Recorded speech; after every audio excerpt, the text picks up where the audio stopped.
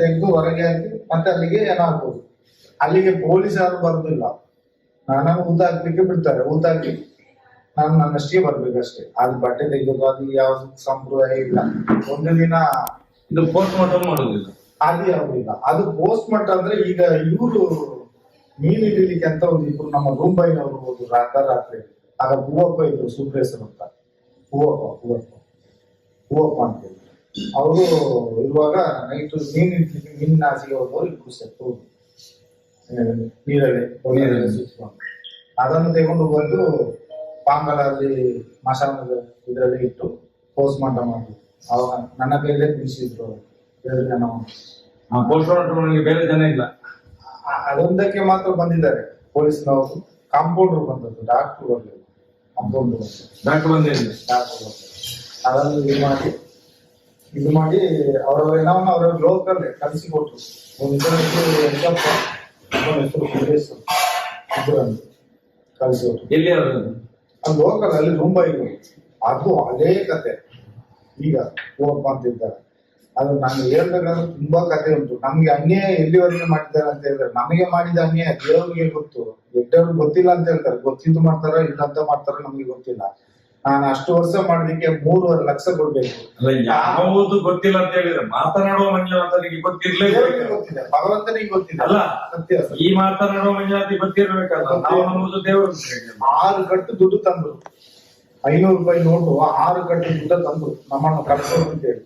ನಮ್ಮನ್ನು ಕಲಿಸ್ಲಿಕ್ಕೆ ಉದ್ದೇಶ ಸೌಜನ್ಯ ವಿಷಯದಲ್ಲಿ ನೀವು ಆ ಕಡೆ ಈ ಕಡೆ ಮಾತಾಡ್ತಿರ್ತೇವೆ ಕಲಿಸಿದ್ರು ನಮ್ಮ. ಹಾಗೆ 6 ಕಟ್ಟು ದುಡ್ಡು ತಂದು ಬರೀ 2 ಕಟ್ಟು ದುಡ್ಡಲ್ಲಿ ಮಾತ್ರ ನಮಗೆ ಭಾಗ ಮಾಡಿದ್ರು. ನನ್ನ ಹೆಂಡತಿಗೆ ನನಗೆ ನನ್ನ ಭಾಗ್ಯ ಹಾಕೊಂಡಿದ್ರು. ಅಷ್ಟು ಮಾಡಿ ರಥಯಾತ್ರೆ ಲಾರಿಯಲ್ಲಿ ಲೋಡ್ ತುಂಬಿಸಿ ಹೋಗುವ ತನಕ ನನ್ನೊಟ್ಟಿಗೆ ಅಲ್ಲಿ ರಾಜೇಶ್ವರ ನಿಂತಾರೆ. ಯಾರು ರಾಜೇಶ್?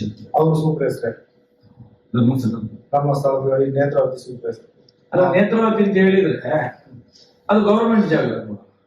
ಅದು ಗವರ್ಮೆಂಟ್ ಜಾಗ. ಮತ್ತೆ ಇವರಿಗೆ ಅಲ್ಲಿ ಇವರ ಸೂಪರ್ವೈಸರ್ ಇರೋದು ಸರ್ಕಾರದ ಇರ್ಬೇಕು. ಸರ್ಕಾರದ ಯಾವ್ದು ಇಲ್ಲ ಅಲ್ಲಿ.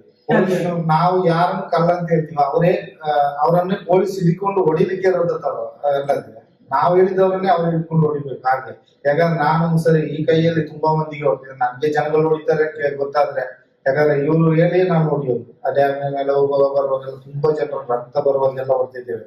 ಅದೆಲ್ಲ ಪೊಲೀಸ್ನವ್ರ ಕೆಲಸ. ನಮ್ಮನ್ನೆಲ್ಲ ಇಟ್ಕೊಂಡು ಹೊಡಿಸಿದ್ದಾರೆ. ಕೆಲವೊಂದು ಒಬ್ಬರಿಗೆ ಹೊಡೆದು ಮೂಕಲ್ಲೆಲ್ಲ ರಕ್ತ ಬಂದು ಭಯಂಕರ. ನಿನ್ನ ಅಪ್ಪಂದ ಡ್ಯಾಮ ಹಾಗೆ ಹೀಗೆಲ್ಲ ಅಬರ್ಜಸ್ ಮಾಡಿ ಎಲ್ಲ ಹೋಗಿ ತುಂಬಾ ಜನ ರಕ್ತ ಸುರಿಸಿ ಹೋಗಿದ್ದಾರೆ. ಏನಿಲ್ಲ, ಅಯ್ಯಪ್ಪ ಸ್ವಾಮಿಗಳು ಊಟ ಮಾಡುವಾಗ ಒಂದು ಕಾರಿನ ಹೊಗೆ ಹೋಯ್ತು ಅಂತ ಹೇಳಿ ಅವ್ರು ಗಲಾಟೆ ಮಾಡಿದಕ್ಕೆ ಆಗ ಸುಂದರ ಗೌಡ ಇದ್ದಾರೆ, ಯಾರು ಸೂಪರ್ವೈಸರ್, ಕಲ್ಲಲ್ಲಿ ಬೀರಿದ್ದಾರೆ ಎಲ್ಲರಿಗೆ. ಕಲ್ಲಲ್ಲಿ ಹೋದ್ರೆ ಲಾಸ್ಟ್ ಸ್ವಾಮಿಗಳಿಗೆ ಕೋಪ ಆಗಿ ಒಬ್ಬ ಅಯ್ಯಪ್ಪ ಸ್ವಾಮಿಗಳು ಮತ್ತ ಸ್ವಾಮಿಗಳೆಲ್ಲ ಸರಿ ಆಗಿದ್ದಾರೆ. ಅಯ್ಯಪ್ಪನವರು ಎಲ್ಲ ಸೇರಿಬಿಟ್ಟಲ್ಲ, ಕಲ್ಲು ತಗೊಂಡು ಹೊಡೆದು ಎಲ್ಲ ಅಲ್ಲಿ 3 ಹೋಟ್ಲಿದೆ, ಕಾಡಿಗೆ ಹೊಡಿದ್ದೇವೆ. ಮುಂಬೈನವರೆಲ್ಲ ಚೆಲ್ಲಬಲಿಯಾಗಿ ಕಾಡಿಗೆ ಹೊಡಿದ್ದೇವೆ. ಮತ್ತೆ ಅಷ್ಟು ಪಕ್ಕ ಅಲ್ಲಿ ಧರ್ಮಸ್ಥಳಕ್ಕೆ ಫೋನ್ ಮಾಡಿ ಹೇಳಿ ದ್ವಾರದಲ್ಲಿ ಪೊಲೀಸ್ನವರನ್ನು ನಿಲ್ಲಿಸಿ ಇವರು ಎಡ್ಡೆಯವರಿಗೆ ಕಂಪ್ಲೇಂಟ್ ಮಾಡ್ಲಿಕ್ಕೆ ಬಿಡ್ಲೇ ಇಲ್ಲ. ಅಲ್ಲೇ ಹೊರಗೆ ಓಡಿಸಿ, ಅಲ್ಲಿಂದ ಓಡಿಸಿ ಒಳಗೆ ಅಯ್ಯಪ್ಪನವರು ಒಳಗೆ ಬಿಡ್ಲಿಲ್ಲ. ಅಲ್ಲಿ ಗೋಮಠ ಬೆಟ್ಟದಿಂದ ಗೋಮಠ ಬೆಟ್ಟ ಟರ್ನ್ ಅಲ್ಲಿ ಕೆಳಗೆ ಒಂದು ಬರ್ತದೆ. ಈ ಕಡೆ ಪಾಂಗಳ ಕಿಳಿ ಒಂದು ಮನದಾರಿ, ಈ ಕಡೆ ಪಾಂಗಳದಿಂದ ಮೇಲೆ ಅದೇ ದಾರಿ ಇಲ್ಲಿ ಹತ್ತಿರಕ್ಕೆ ಬರ್ತದೆ. ಈ ಸೆಂಟ್ರಲ್ ಪ್ಲೇಸ್ ಅಲ್ಲಿ ಒಂದು ಯಾರ್ ರೋಡ್ ಇದೆ, ಹೋಗ್ತಾ ಒಂದಿದೆ. ಆಚೆಯಿಂದ ಬರುವಾಗ ಫಸ್ಟ್ ಯಾರ್ ರೋಡ್ ಹತ್ರ ಕೆಳಗಡೆಗೆ ಪ್ಲೇಸ್ ಇದೆ. ಆ ಪ್ಲೇಸಿನಲ್ಲಿ ಏನಿಲ್ಲದೆ ನಾನು ಊದಾಗಿದೆ 75 ಏನಾದಷ್ಟು ಊದಾಗಿದೆ. ಅದು ಸ್ಮಶಾನ ಅಲ್ಲ, ಅದು ಸ್ಮಶಾನ ಅಲ್ಲ. ಆದ್ರೆ ನನ್ನನ್ನು ಅಲ್ಲಿ ಅಲ್ಲಿ ಗಾಡಿ ಇದೆ, ತರಕಾರಿ ತಳ್ಕೊಂಡು ಹೋಗುದು. ಬಸ್ ಸ್ಟ್ಯಾಂಡಿನಿಂದ ತರಕಾರಿ ತಳ್ಕೊಂಡು ಹೋಗುವ ಗಾಡಿ. ಆ ಗಾಡಿಯಲ್ಲೆಲ್ಲ ಹೆಣವನ್ನ ಹಾಕಿ ತಳ್ಕೊಂಡು ಬಂದು ಅಲ್ಲಿ ಗುಡಿ ತೆಗೆದು ಊದಾಕೋದು. ಈಗ ಒಂದು ಲೈನು, ಈಗ ಒಂದು ಲೈನು, ಈ ಕಡೆಯಿಂದ ಒಂದು 7-8, ಆ ಕಡೆಯಿಂದ 7-8. ಇಲ್ಲಿ ನನಗೆ ಗೊತ್ತಾಗ್ತದೆ ಅದು ಯಾವ್ದು ಒಣಗಿದೆ ಅಂತ. ಅದನ್ನು ತೆಗೆಯೋದು ಅಲ್ಲಿಗೆ ಗೊತ್ತಾಗ್ತದೆ. ಎಲ್ಬೆಲ್ಲ ಮೇಲೆ ಬರ್ತದೆ, ಅದನ್ನ ಹಾಕುದು. ಮತ್ತೆ ಅದು ಹಾಕುವಾಗ ನಾಡ್ದು ನೋಡ್ಬೋದು ಈ ಕಡೆ ಗೊತ್ತಾಗ್ತದೆ. ಅಲ್ಲಿ ಅಷ್ಟು ಏನೋ ಉದ್ದಾಗಿದೆ. ಇಲ್ಲಿ ನೇತ್ರಾವತಿ ಹತ್ರ ಲೆಕ್ಕವೇ ಇಲ್ಲ, ಒಳ್ಳೆ ಬದಿಯಲ್ಲೆಲ್ಲ ಲೆಕ್ಕವೇ ಇಲ್ಲ. ಮತ್ತೆ ಅಲ್ಲಿ ಧರ್ಮಸ್ಥಳದಲ್ಲಿ 2 ಮೀಟರ್ ಸಾಲೆ ಹತ್ರ ಒಂದು ಈ ಕಡೆ ಭಟ್ರದು ಮನೆ, ಭಟ್ರ ಮನೆ, ದೇವರು ಪೂಜೆ ಮಾಡೋದು ಭಟ್ರ ಮನೆ. ನಮ್ಮ ಅವರು ಸರಿಯಾಗಿ ನನಗೆ ಅಷ್ಟು ಇದಿಲ್ಲ. ಅವರು ಧರ್ಮಸ್ಥಳ STM ಓದ್ತಾ ಇದ್ದಾರೆ ಮಗಳು. ಅಲ್ಲ ಕಾಲೇಜ್ ಇದು ನೀವು ಏನೋ ಉಳ್ಳೋ ಜಾಗ ಇಲ್ಲಿ ಭಟ್ರ ಮನೆಯಲ್ಲಿ ಅದು ಬಾವಿ ಬಾವಿ ಎಲ್ಲಿ ಅದು ಅಲ್ಲಿ ಎಲ್ಮಿಟ್ರಿ ಶಾಲೆ ಇದೆ. ಹೈಸ್ಕೂಲ್ ಇದೆ ಅವರು. ಆ ಶಾಲೆ ಹಿಂಬದಿ ಈ ಹೈಸ್ಕೂಲ್ ಇಲ್ಲ, ಆ ಕಡೆ ಶಾಲೆ ಇದೆ ನೋಡಿ. ಆ ಶಾಲೆ ಹಿಂಬದಿಯಲ್ಲಿ ಅವ್ರದ್ದು ಮನೆ. ಆ ಊರಿಗೆ ಹೋಗುದು ಎಸ್ಟಿಎಂ ಕಾಲೇಜಲ್ಲಿ ಇಲ್ಲಿ ಓದ್ತಾ ಇದ್ರು. ಎಂತ ಏನಾಯ್ತು ಗೊತ್ತಿಲ್ಲ. ನಾನು ಇಲ್ಲಿ ಒಂದು ನೇತ್ರಾವತಿ ಒಂದು ಏನ ತೆಗ್ದೆ. ಆ ದಿವಸನೇ ನನ್ನನ್ನು ಅಲ್ಲಿಗೆ ಕರ್ಕೊಂಡು ಹೋಗಿದ್ದಾರೆ ಏನ ತೆಗಿಬೇಕು ಅಂತ ಪೊಲೀಸ್ನವರು. ಅಲ್ಲಿ ಹೋಗುವಾಗ ಲಾಸ್ಟ್ಗೆ ಏನ ತೆಗ್ತಾ ಇತ್ತು. ಒಬ್ರು ಅಳೋದಿಲ್ಲ, ಕೇಳಿದ್ರೆ ಹುಡುಗಿ ಬೇಡಾದ್ರು ಅಂತ ಹೇಳ್ತಾರೆ. ಒಂದು ರವಕ್ಕೆ ನಮ್ಗೆ ಅಷ್ಟೇ ದಾವಣಿ. ಎಲ್ಲಿ ಹುಡುಗಿ ಅದು? ಧರ್ಮಸ್ಥಳದಲ್ಲಿ. ಧರ್ಮಸ್ಥಳದ ಭಟ್ರು ಅದನ್ನು ಸೂಸೈಡ್ ಅಂತ ಹೇಳಿ ಮೇಲೆ ಹಾಕಿದ್ರು. ಅವರು ಎಂತ ಮಾಡುವ ಫೋನ್ ಮಾಡಿದ್ರೆ ದಪ್ಪನ್ ಮಾಡಿದ್ರೆ ಎಂತ ಮಾಡಿದ್ರು ನಾನು ತೆಗೆದುಕೊಟ್ಟು ಬಂದೆ ಜನವನ್ನು. ಮತ್ತೆ ಆ ಬಾಬುಲಿ ಬೆಟ್ಟದ ಟರ್ನ್ ಅಲ್ಲಿ ಹೀಗೆ ಒಂದು ಹೆಂಗ್ಸು ವೈಟ್ ಸೀರೆ ಉಂಟು ಹೆಂಗ್ಸು, ಅದು ಕೇರಳ ಹೆಂಗ್ಸು ಅಂತ ಕಾಣ್ತದೆ. ಅದೇ ಮಣ್ಣು ದಾರಿ ಇಳಿಯೋದು ಅಂತ ನೋಡಿದ್ವಿ. ಅಲ್ಲಿ ಒಂದು 3 ಬಂಡೆಯಾಗಿ ಇರುತ್ತೆ. ಬಂಡೆ ಬದಿಯಲ್ಲಿ ಮಣ್ಣು ಮಾಡಿದ್ದಾರೆ. ಜಾಸ್ತಿ ಗುಂಡಿ ತೆಗಿಲಿಕ್ಕೆ ಆಗಲಿಲ್ಲ. ಒಂದು ರೇವಣಿಗೆ ಗುಂಡಿ 1-2 ಈಗ ಸ್ಟೇಷನ್ ಇದೆ ಅದ್ರ ಪಕ್ಕನ ಅಲ್ಲಿ ಇಲ್ಲ. ಬಾಹುಬಲಿ ಬೆಟ್ಟದಲ್ಲಿ ಮೇಲೆ ಬಾಹುಬಲಿ ಬೆಟ್ಟ ಈಗ ಟರ್ನ್ ಒಂದು ತಿರುಗುತ್ತಿದ್ದಾರೆ. ಬಾಹುಬಲಿ ಬೆಟ್ಟ ಟರ್ನ್ ಆ ಬಂಗಾಳಕ್ಕೆ ಇಳಿಯುವ ಒಂದು ಮಣ್ ರೋಡ್ ಬರ್ತದೆ. ಹೌದು, ಅಲ್ಲಿ ಒಂದು ಬದಿಯಲ್ಲಿ ಇತ್ತು ಬೆನ್ಸು. ರಸ್ತೆ ಬದಿಯಲ್ಲಿ ರಸ್ತೆ ಬದಿಗೆ ಸ್ವಲ್ಪ ಅಲ್ಲಿ ಬಂಡೆ ಕಲ್ಲು ಇದೆ ದೊಡ್ಡ ದೊಡ್ಡದು. ಆ ಬಂಡೆ ಒಟ್ಟಿಗೆನೆ ಗುಡಿ ತೆಗೆದು ಅಲ್ಲಿಗೆ ಮಣ್ಣು ಮಾಡಿದೆ. 2.5 ಫೀಟ್ ಮಣ್ಣು ಮಾಡಿದೆ ನಾನು. ಮತ್ತೆ ಇಲ್ಲಿ ಭಟ್ರ ಹೋಟ್ಲ್ ಇದೆ ನೋಡಿ ಕೆಳಗೆ ನೇತ್ರಾವತಿ ಹತ್ರ. ಕೆಳಗೆ ಸಂಘದ ಭಟ್ರ ಹೋಟ್ಲ್. ಅಲ್ಲಿ ಒಂದು ಏನೋ ಸಿಕ್ತು. ಅದೊಂದು 14 ವರ್ಷ 12-14 ವರ್ಷ ಹುಡುಗಿ ಇರ್ಬೇಕು. ಪೆಟ್ಟಿಕೋಟೆ ಆಗ್ತದೆ. ಎತ್ತಿ ಇಲ್ಲ, ಸೀರೆಯಲ್ಲಿ ಕಟ್ಟಿದ್ದಾರೆ. ಕಟ್ಟಿ ಸೇತುವೆಯಿಂದ ಇಳಿಸಿದ್ರು ಅಂತ ಗೊತ್ತಿಲ್ಲ, ಹೇಗೆ ಅಂತ ಗೊತ್ತಿಲ್ಲ. ಸೀರೆ ಉದ್ದಕ್ಕೂ ಇದೆ. ಅದನ್ನು ಆ ಕಡೆ ಬಂದು ತೇಲ್ಕೊಂಡೇ ಇತ್ತು. ಮತ್ತೆ ಅದನ್ನು ಒಂದು ದಿವಸ ನೋಡಿ ಬಾಡಿ ಸಿಗುವ ಜಾಗ ಸ್ವಲ್ಪ ಅಲ್ಲೇ ಅಲ್ಲಿ ಭಟ್ರ ಹೋಟ್ಲ್ ಇದೆ ನೋಡಿ. ಈ ಕಡೆ ಸಂಘ ಈ ಕೆಳಗೆ ಸಂಘ ಇದೆ ನೋಡಿ. ದೊಡ್ಡ ಸಂಘ, ಸಣ್ಣ ಸಂಘ, ಸಣ್ಣ ಸಂಘದ ಹೊತ್ತಿಗೆ ಅಲ್ಲಿ ಒಂದು ಭಟ್ರ ಹೋಟ್ಲ್ ಇದೆ. ಅಲ್ಲಿ ಆ ಏನೋನು ಅಲ್ಲೇ ನದಿ ಬದಿಯಲ್ಲಿ ಅಲ್ಲೇ ಮಣ್ಣು ಮಾಡಿ ಹಾಕಿದೆ. ಅಲ್ಲಿಗೆ ಪೊಲೀಸ್ ಯಾರು ಬರಲಿಲ್ಲ. ಪೊಲೀಸ್ ಇಲ್ಲ, ಯಾರಿಲ್ಲ, ಮಣ್ಣು ಮಾಡಿ ಹಾಕಿದೆ. ಮತ್ತೆ ಅಲ್ಲಿ ನಮ್ಮ ಉಜಿರೆಯಿಂದ ಹೋಗುವಾಗ ಈ ಧರ್ಮಸ್ಥಳದ ಈ ಸಂಘದ ಟರ್ನ್ ಒಂದು ತಿರುಗ್ತೀವಲ್ಲ, ಟ್ರಾನ್ಸ್ಫಾರ್ಮರ್ ಉಂಟು ಈ ಸೈಡ್ ಅಲ್ಲಿ ಟ್ರಾನ್ಸ್ಫಾರ್ಮರ್. ಅದರ ಹೊತ್ತಿಗೆ ಒಂದು 9 ಹೆಣಗಳನ್ನು ಊಟ ಹಾಕಿದೆ ಒಂದೇ ಜಾಗದಲ್ಲಿ. ಆ ಸೈಡ್ ಅಲ್ಲಿ 9 ಹೆಣಗಳು. ಜಾಗ ಎಲ್ಲ ಗೊತ್ತಿದೆ ಈಗ, ಎಲ್ಲ ಗೊತ್ತಿದೆ. ನಾನೇ ಹೇಳುದು ಈ ತನಿಖೆ ನನಗೆ ಯಾರಾದ್ರೂ ಕಣ್ಣಿದ್ದವರು ರಕ್ಷಣೆಗಿದ್ದರೆ ನಮ್ಗೆ ಕೋರ್ಟಿನಿಂದಲೇ ಆದೇಶ ಮಾಡಿಸಿ ಗನ್ಮೇನ್ ಕೊಡಿಸ್ತಾರೆ ನಾವು. ಅದು ಇದ್ರೆ ನಾನು ತೋರಿಸ್ತೇನೆ ಎಲ್ಲ. ಇದು ನಿಮ್ಮ ಫ್ಯಾಮಿಲಿಗೆ ಖಂಡಿತ ಏನ್ ಸುಲಭ ಅಲ್ಲ ಧರ್ಮಸ್ಥಳ ಅಂತ ಹೇಳಿದ್ರೆ. ಅವರು ಇನ್ನೂ ಬರುದಿಲ್ಲ, ಅವರು ಇನ್ನೂ ಅವ್ರದ್ದು ಕತೆ ಮುಗೀತು. ಆದ್ರೆ ಇವ್ರದ್ದು ಎಂತ ಅಂದ್ರೆ ಆ ಹೆಣಗಳನ್ನು ಮಣ್ಣು ಮಾಡ್ತಿರಲ್ಲ, ಇವರು ಒಂದು ಪುರಸಭೆಯವರ ಎಲ್ಲ ಪಂಚಾಯತಿ ಇವರು ತೆಗಿಬೇಕು. ದೇವಸ್ಥಾನ ಪಂಚನಾಮೆ ಆಗ್ಲೇಬೇಕು. ಹೆಣವನ್ನು ದೇವಸ್ಥಾನದವರು ತೆಗಿಲಿಕ್ಕಿಲ್ಲ. ಆದ್ರೆ ನಾವು ಬಂದದ್ದು ದೇವಸ್ಥಾನಕ್ಕೆ. ಪಂಚರ್ ಅಂದ್ರೆ ಏನು? ಪೊಲೀಸ್ ಪಂಚನಾಮೆ ಅಂದ್ರೆ ಏನು? ಅದೇ ಸಾಕ್ಷಿ ಆಗ್ಬೇಕಂತೆ 5 ಜನ. 5 ಜನ ಸಾಕ್ಷಿ ಆಗ್ಬೇಕಂತೆ ಪಂಚರ್ಗಳು. ಒಂದು ಹೆಣವನ್ನು ಉಳ್ಬೇಕಾದ್ರೆ ಪಂಚನಾಮೆ ಆಗ್ಬೇಕಂತ ಯಾಕೆ ಹೇಳೋದು? ಪಂಚನಾಮೆ ಅಂದ್ರೆ ಏನು? ಶೋಧನೆ ಪಂಚರ್ಗಳು ಬೇಕಾದಕ್ಕೆ ಸಾಕ್ಷಿ. ಈಗ ಅದು 5 ಮಂದಿಯನ್ನೇ ಇಟ್ಟು ಇದನ್ನು ಇದು ಮಾಡುದು. ಡ್ಯಾಮೇಜ್ ಆಗಿದ್ದಕ್ಕೆ ಸೌಜನ್ಯ ಸಾಕ್ಷಿ. ಹೇಗೆ ಗೊತ್ತುಂಟಾ? ಸೌಜನ್ಯ ಸತ್ಲು ಎಲ್ಲ ತಂದ್ರು ಮಾಡಿದ್ರು ಏನೋ ಮಾಡಿದ್ರು.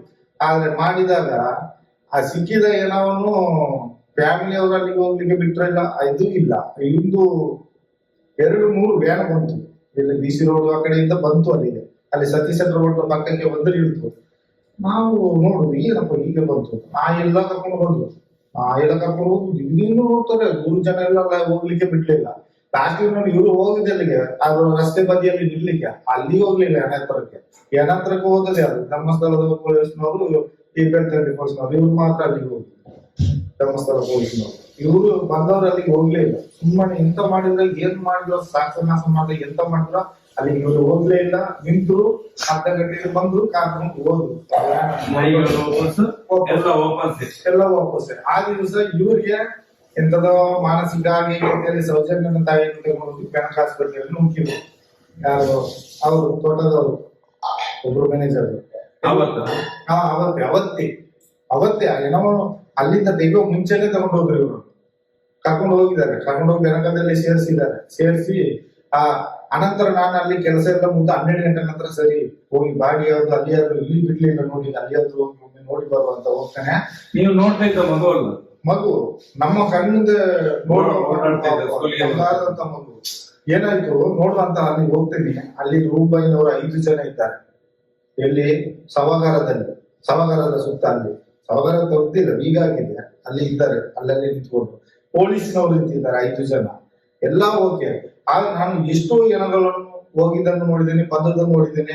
ಅಲ್ಲಿ ದಾರಿ ಫ್ರೀಯಾಗಿ ಇರ್ತದೆ. ಅದು ಅವತ್ತು ಮಾತ್ರ ಬೆದರನ್ನೆಲ್ಲ ಅಡ್ಡ ಇಟ್ಟಿದ್ದಾರೆ ರೋಡ್ಗೆ, ಬೇರೆ ವೆಹಿಕಲ್ ಬರೋದಾಗಿದೆ.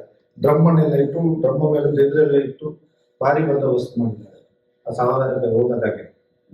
ಅದೇ ಯಾಕೆ ಮಾಡಿದ್ರು ಅಂತ ಏನೋ ಗೊತ್ತಾಯ್ತಾ ಇಲ್ಲ. ಅದೇ ಡೌಟ್ ಅದು ಡೌಟ್ ಅಲ್ಲ, ನನಗೆ ಒಂದು ಹೇಳಿದ್ದು ಡೌಟ್.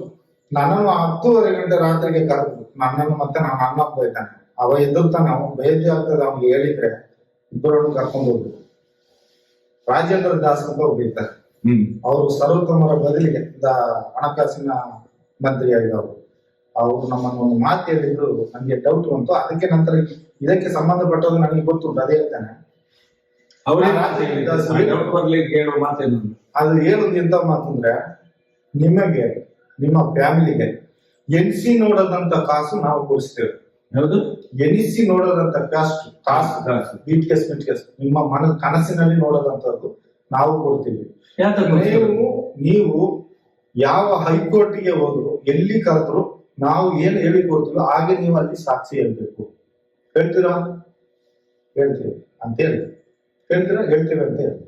ಆಗ ಮತ್ತೆ ನಾನು ಅಲ್ಲಿ ಬರ್ಬೇಕಲ್ಲ, ಒಳಗೆ ರೂಮಲ್ಲಿ ಕೂಡ ಹೇಳ್ತಾರೆ ನನ್ನನ್ನು ಲಾಸ್ಟ್ಗೆ ನೋಡುವಾಗ ಉಂಟಲ್ಲ ಅಲ್ಲಿ ಎಂತದ್ದು ಹೇಳ್ತಾರೆ ಅಂದ್ರೆ, ನಮಗೆ ಮೇಲೆ ಕಾವಂದರಿದ್ದಾರೆ, ಹೆಗ್ಡವರಿದ್ದಾರೆ, ನೀವು ಎದುರ್ಬೇಕಾಗಿಲ್ಲ, ನೀವು ಇದೊಂದು ಮಾಡ್ತೀರಿ, ಸರಿಯಾ? ಮಾಡ್ತೀರಾ ಇಲ್ವಾ? ಸರಿ. ಸೌಜನ್ಯನ ಕೇಸಿನಲ್ಲಿ ನಿಮ್ಗೆ ಏನ್ ಅನಿಸ್ತದೆ? ಅವ್ರು ಕೇಳೋದು ನಾನು ಪುನಃ ನನಗೆ ಗೊತ್ತಿಲ್ಲ ಸರ್, ನನಗೇನು ಗೊತ್ತಿಲ್ಲ. ಇಲ್ಲ, ನೀವು ಅಲ್ಲಿ ನೇತೃತ್ವದಿದ್ರೆ ಎಲ್ಲ ಏನು ಮಾತಾಡ್ತಾರೆ ಅಂತ ನಿಮ್ಗೆಲ್ಲ ಗೊತ್ತಿರ್ಬೇಕಲ್ಲ. ಏನೋ ಇರ್ತಾರೆ, ದೇವಸ್ಥಾನಕ್ಕೆ ಕೆಟ್ಟ ಹೆಸರು ತರಲಿಕ್ಕೆ ಗಿಡಿಗಳು ಯಾರೋ ಜನ ಹೇಳ್ತಾರೆ. ನಮಗೆ ಗೊತ್ತಿಲ್ಲ ಸರ್, ನಾನು ಬದುಕಬೇಕು ಆ ಜಾಗದಲ್ಲಿ, ಹಾಗೆ ಹೇಳಿದೆ. ಹೇಳಿ ತಪ್ಪಿಸ್ಕೊಂಡೆ. ಆ ನಂತರ ನನಗೆ ಹೋಗ್ಲಿಕ್ಕೆ ಇನ್ನೊಂದು ಕಾರಣ, ನಾನು ನದಿ ಬದಿಯಲ್ಲೇ ಕೆಲಸ ಮಾಡೋದು, ಗಡ್ಡೆ ಗುಡಿಸ್ಕೊಂಡು. ರವಿ ಪೂಜಾರಿ ಅಂತ ಒಪ್ಪಿದ್ದಾರೆ. ರವಿ ಪೂಜಾರಿ ಅವ ಒಂದು ಮುಖ್ಯ ಸಾಕ್ಷಿ. ರವಿ ಪೂಜಾರಿ, ಗೋಪಾಲಕೃಷ್ಣ, ಇವ ಮಲ್ಲಿಕಾರ್ಜುನ ಇರ್ತೀವಿ, ಇವರೊಟ್ಟಿಗೆ ಇವ್ರು ಹಿಡಿದುಕೊಟ್ಟು ಅವರು ಬಂದು ಒಪ್ಪಿಸುವಾಗ ಇವತ್ತಿನ ಕೇಸಿನಲ್ಲಿ ಸರ್ವ ಜನರು ಹಿಡಿದು ಹೊಡೆದ್ರು ಅಂತ ಹೇಳ್ತಾರೆ. ಇವತ್ತಿನ ಇದರಲ್ಲಿ ಧರ್ಮದೇಟು ಒಬ್ಬರು ಘಟದವ್ರು ಹೊಡಿಲಿಲ್ಲ, ಒಬ್ಬರು ಊರಿನವ್ರು ಹೊಡಿಲಿಲ್ಲ ಅವನನ್ನು. ಅದು ಸಪ್ಪಟ ಸುಳ್ಳು. ಇದೇ ನಿಜ, ಇದೇ ನಿಜ. ಯಾರು ಹೊಡಿಲಿಲ್ಲ, ಯಾರು ಇದು ಮಾಡಲಿಲ್ಲ. ಆದ್ರೆ ಇವ್ರಿಗೂ ಕೊಟ್ಟದೇ ಇವರೇ. ಇವರಿಗೆ ಒಂದು ಮಲ್ಲಿಗೆ ಜೈನ ಹ್ಯಾಬಿಟ್ ಏನಂದ್ರೆ, ಅವನಿಗೆ ಬೆಟ್ಟದಲ್ಲಿ ಹೋಗುದು, ಸ್ಟೆಪ್ಪಿನಲ್ಲಿ ಈ ಕಡೆಯಿಂದ ಹೋಗ್ತಾನೆ, ಅಲ್ಲಿ ತೆಗೆಯುವುದು, ಅದೆಲ್ಲ ರತ್ನರಾಜರು ಫೋಟೋ ಸ್ಟುಡಿಯೋ ಇಟ್ಟಿದ್ರು ಬೆಟ್ಟದಲ್ಲಿ. ಅಲ್ಲಿ ಒಳ್ಳೆ ಹುಡುಗಿಯರು ಬಂದ್ರೆ ಸುಮ್ಮನೆ ಮಾತಾಡೋದು, ನಂಬರ್ ಕೊಡೋದು, ಅವ್ರಿಗೆ ಅದೊಂದು ಕಾಮನ್ ಅಲ್ಲಿ ಸೋಕಿ. ನನ್ನ ಹೆಂಡತಿಯನ್ನು ಹೊರಗೆ ಸಪರೇಟ್ ನಿಲ್ಲಿಸಿ ನಾನು ಅವರೊಟ್ಟಿಗೆ ಹೋಗುದು ಎಂತ ಮಾಡ್ತಾರೆ. ನಾವು ನೋಡುವಾಗ ಅದೇ. ಆಮೇಲೆ ಲಾಸ್ಟಿಗೆ ಇವರೊಟ್ಟಿಗೆ ನಾವು ಚಂದದಲ್ಲಿ ಇರೋದು, ನಮಗೆ ಇಲ್ಲ. ಇವ್ರು ಎಂತ ಮಾಡಿದ್ರು, ಅಲ್ಲಿ ಬಾಹುಬಲಿ ಬೆಟ್ಟದ ವಿಗ್ರಹದ ಹಿಂದೆಗಡೆ ಜೈನರಿಗೆ ಅಂತ ಒಂದು ಗೆಸ್ಟ್ ಹೌಸ್ ಇದೆ. ಅದು ಜೈನರಲ್ಲಿ ತಂಗಿ ನಾನು ಒಂದು ದಿವಸ ನೋಡಿಲ್ಲ, ಅದು ಗೆಸ್ಟ್ ಹೌಸ್. ಅದು ಹೆಂಚು ಓಡಿ ಹಾಕಿದ ಗೆಸ್ಟ್ ಹೌಸ್, ಅಟ್ಯಾಚ್ ಬಾತ್ರೂಮ್ ಎಲ್ಲ ವ್ಯವಸ್ಥೆ ಉಂಟಲ್ಲಿ. ಮಧ್ಯಾಹ್ನ ಹೊತ್ತಿಗೆ 3-4 ಗಂಟೆ ಹೊತ್ತಿಗೆ ಅವ್ರು ಮಲ್ಲಿಕ್ ಜೈನ್ ಮತ್ತೆ ರಾಘವೇಂದ್ರ ಅಂತ ಹೋಗಿದ್ದಾನೆ ಸ್ಟುಡಿಯೋದವ. ಅವಾಗ ಫೋಟೋ ಆ ಕಾಸಲ್ಲಿ ಒಂದು 5 ರೂಪಾಯಿ ಕೊಟ್ಟು ಮತ್ತೊಂದು ರೂಪಾಯಿ ಕಳಿಸಿ ಅಪ್ಪಣದಿಂದ ಬಜ್ಜಿ ಅದು ಇದು ಎಲ್ಲ ಕಳಿಸಿದ್ರೆ ಅವ್ರೊಟ್ಟಿಗೆ ನಾನು ಕೂತ್ಕೊಂಡು ತಿಂತೀವಿ. ಅವ್ರು ಕೊಡ್ತೀವಿ, ಗೆಸ್ಟ್ ಹೌಸ್ ಅಲ್ಲಿ ಕೂತ್ಕೊಂಡು ಮಧ್ಯಾಹ್ನ ಹೊತ್ತಿಗೆಲ್ಲ ತಿಂತೀವಿ. ಆ ಕಾಂಪೌಂಡ್ ಹೊರಗೆ ಇರುತ್ತಲ್ಲ, ಈಚೆ ಸೈಡ್ ಕಾಂಪೌಂಡ್ ಬದಿಯಲ್ಲಿ ಬರ್ಲಿಕ್ಕೆ ಒಂದು ಗೇಟ್ ಕಟ್ ಮಾಡಿ ಇಟ್ಟಿದ್ದಾರೆ. ಇವ್ರು ಈ ಕಡೆಯಿಂದ ಬಂದ್ರೆ ಅಲ್ಲೇ ಹೀಗೆ ಹೋಗ್ಬೋದು, ಗೆಸ್ಟ್ ಹೌಸ್ಗೆ ಹೋಗ್ಬೋದು, ಮೇಲೆ ಬೆಟ್ಟಕ್ಕೆ ಹೋಗ್ಬೋದು ಸ್ಟೆಪ್ ಅಲ್ಲಿ. ಆ ತರ ಒಂದು ಜಾಗ ಇಟ್ಕೊಂಡಿದ್ದಾರೆ. ಅದೇ ಯಾಕೆ? ಅವರು ಏನೋ ಸೋಕಿಗೆ ಇಟ್ಕೊಂಡಿದ್ದಾರೆ ಅಂತ ಗೊತ್ತಿಲ್ಲ, ಹಾಗೆ ಇಟ್ಕೊಂಡಿದ್ದಾರೆ. ಮತ್ತೊಂದು ಆ ದಾರಿಯಲ್ಲಿ ಹೋಗಿ ಎಲ್ಲಿ ಹೋಗ್ತದೆ ಅದು ಕಾಡಿಗೆ? ಇಲ್ಲ, ನಾವೀಗ ಕೆಳಗಿಂದ ತಾರ್ ರೋಡ್ ಅಲ್ಲಿ ಬರ್ತೀವಿ, ಮೇಲೆ ಹೋಗುವಾಗ ಮೇಲೆ ಹೋಗುವಾಗ ಬಾಹುಬಲಿ ಬೆಟ್ಟದ ಕಾಂಪೌಂಡ್ ಸಿಗ್ತದೆ ನಮಗೆ. ಆ ಸೈಡ್ ಅಲ್ಲಿ ಬೇರೆ ಇದು ಕಂಬಿಯಲ್ಲಿ ಕಟ್ ಮಾಡಿ ಇಟ್ಟಿದ್ದಾರೆ. ಒಂದು ದೊಡ್ಡ ಬಂಡೆ ಉಂಟು, ಬಂಡೆ ಸೈಡ್ ಅಲ್ಲಿ ಹೋದ್ರೆ ಇದು ಗೆಸ್ಟ್ ಹೌಸ್ ಒಳಗೆ ಸಹ ಹೋಗ್ಬೋದು. ಅಲ್ಲಿ ಸ್ಟೆಪ್ ಹಾಕಿದ್ರೆ ಬಾಹುಬಲಿ ಬೆಟ್ಟ ಬರೋದು. ಎರಡು ಕಡೆ ಸ್ಟೆಪ್ ಇದೆ. ಹಾಗೆ ಈಗ ಚುಡಾಯಿಸುವುದು ಇದು ಹೀಗೆ ಇತ್ತು. ಈಗ ಸೌಜನ್ಯ ಕೇಸ್ ತನಕ ಅವ್ರು ಕಚೇರಿ ಇಲ್ಲ, ಅದ್ರ ನಂತರ ಕಚೇರಿಲಿಕ್ಕೆ ಪೋಸ್ಟಿಂಗ್ ಮಾಡಿ ಕೊಟ್ಟಿದ್ದಾರೆ ಅಂತ ಕಾಣ್ತದೆ. ಏನಂತ ಗೊತ್ತಿಲ್ಲ. ಆದ್ರೆ ಈ ರವಿರಾಜನು, ರವಿ ಪೂಜಾರಿ ಮತ್ತೆ ಗೋಪಾಲಕೃಷ್ಣ ಇವರಲ್ಲಿ ಬಾಹುಬಲಿ ಬೆಟ್ಟದಲ್ಲಿ ಡ್ಯೂಟಿ ಆಗಿತ್ತು ಸರ್. ಡ್ಯೂಟಿ ಇವರಿಗೆ ಶಿವಕುಮಾರ ಕೊಡಿ ಎರಡು ಇತ್ತು, ಇನ್ನೂ ಇತ್ತು. ಆದ್ರೆ ಶಿವಕುಮಾರ ಕೊಡಿ ಇದ್ದ. ಇವ್ರು ಮೈ ಇವರು ಅವರಿದ್ರು, ಅವ್ರ ಎಸ್ಕೇಪ್ ಅವ್ರ ಫ್ಯಾಮಿಲಿ ಇದ್ದ ಕಾರಣ ಅವರಷ್ಟಿಗೆ ಹೋದ್ರು. ಅವ್ರ ಇದ್ರಲ್ಲಿ ಜೈನ್ ಆಗ್ಲಿಲ್ಲ. ಇವ್ರು ಸಂತೋಷನ್ ಅವ್ರನ್ನ ಹಿಡಿದು ಕೊಟ್ಟಿದ್ರು.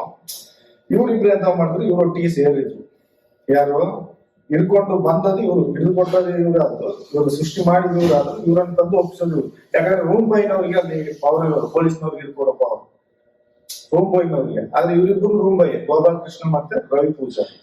ಆದ್ರೆ ಇನ್ನು ಕೊಟ್ಟಾಯ್ತು, ಅವನು ಕೇಸು ಮಾಡಿ ಆಯ್ತು, ಕೊಲೆಗಾರ ಅಂತ ಕೊಂಡೋಗಿ ಇವನು ಅಂತೇಳಿ ಕೊಂಡೋಗಿ ಆಯ್ತು. ಸ್ವಲ್ಪ ದಿನ ಆಯ್ತು, ದಿನ ಕಳೆದಾಗೆ ಇವನು ಸ್ವಲ್ಪ ಮುಖ ಎಲ್ಲ ಇರು ಕಪ್ಪಾಗಿದೆ ನಮ್ಮ ಹುಡುಗನ್. ಅವನ್ ಗೋಪಾಲಕೃಷ್ಣ ಏನಾದಂತ ಅದು ಗೊತ್ತಾಗ್ಲಿಲ್ಲ. ಅವನು ಸ್ವಲ್ಪ ಕಾಣದೇ ಹೋದ ಅವನ್ನ. ಇವನು ಸಪ್ರೇಟ್ ಗೊತ್ತಾಯ್ತು. ನಾವೆಲ್ಲ ನಮ್ಮ ಜೊತೆ ಜಾಲಿಯಾಗಿ ಅಲ್ಲಿ ನದಿಯಲ್ಲೆಲ್ಲ ಈ ಸ್ನಾನ ಮಾಡ್ತಾರಲ್ಲ, ಉಂಗುರ ಚಿನ್ನ ಏನಾದ್ರೂ ಬೀಳ್ತದೆ ನದಿಯಲ್ಲಿ, ಅದನ್ನೆಲ್ಲ ತಗೊಂಡು ನಾವು ಖರ್ಚಿಗೆಲ್ಲ ಮಾಡ್ಕೊಳ್ಳೋದು. ಮತ್ತೆ ಚಿಲ್ಲರೆ ಕಾಸೆಲ್ಲ ಸಿಗ್ತದೆ, ಅದನ್ನೆಲ್ಲ ನಾವು ಇಟ್ಕೊಳ್ಳೋದು. ಇದೆಲ್ಲ ಮಾಡ್ತೀವಿ. ಮುಂಬೈನವ್ರು ನಾವೆಲ್ಲ ಖುಷಿ. ಅಲ್ಲಿ ಸಾಧಾರಣ ದುಡ್ಡು ಸಿಗ್ತದೆ. ಒಂದು ಟೈಮ್ಗೆ ಹೋದ್ರೆ 400, 500 ಈ ತರ ಚಿಲ್ಲರೆ ಕಾಸೆಲ್ಲ ಸಿಗ್ತದೆ. ಮನೆಯಲ್ಲಿ ಇಲ್ಲ ಹುಡುಕಿದ ನೀರಿನಲ್ಲಿ ಸಿಕ್ಕೊಂಡು ನಮ್ದು ಇದೇ ಕೆಲಸ. ಜನ ಹಿಡ್ಕೊಂಡೋಗಿ ಬಿಸಾಡು. ಈಗ ತಲೆ ಸುದ್ದಿ ಬಿಸಾಕ್ತಾರೆ ಕೆಲವರು. ಮತ್ತೆ ಕೆಲವರು ಈಗ ಮುಳುಗಿ ಎದ್ದವಾಗ ಚೈನ್ ಎಲ್ಲ ಬಿದ್ದೋಗುತ್ತೆ, ಸೋಪ್ ಹಚ್ಚುವಾಗ ಉಂಗುರ ಬಿದ್ದೋಗುತ್ತೆ, ಏನೋ ಒಂದು ಕಳ್ಕೊಳ್ತಾರೆ. ಅದೆಲ್ಲ ತುಂಬಾ ಉಂಟು ಅಲ್ಲಿ. ಅವನ್ನೆಲ್ಲ ತೆಕ್ಕೊಳ್ಳೋರು ಮುಂಬೈನವರೆಲ್ಲ ಕ್ಯಾಬ್ ಮಾಡಿ ಅದು ಸಿಕ್ಕಿದ ಅವರೆಲ್ಲ ಇಟ್ಕೊಳ್ತಿದ್ರು. ಏನ್ ಮಾಡ್ತಿದ್ರು, ಚಂದಾಗೆ ಇರ್ತಿದ್ದ. ಏನು ಮಾತಾಡಿದ್ರು ತರ ಆಗ್ತಿದ್ದಾನೆ ಹುಡುಗ ಅಂತೇಳಿ ನಮ್ಮ ಮನೆಯವರು ಎಲ್ಲರೂ ಮಾತಾಡ್ಸೋದು.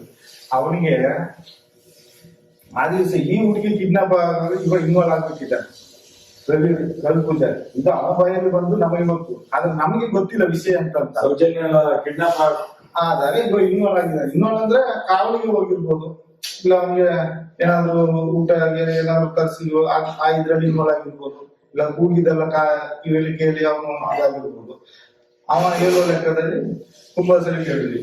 ಆದ್ರೆ ಅವನ ವಯಸ್ಸು ಒಂದು 25 ವಯಸ್ಸು ಒಳಗೆ ಇದೆ. ವಯಸ್ಸು ಅಷ್ಟು ಕೂಡ ಆಗಿಲ್ಲ ಹುಡುಗನಿಗೆ,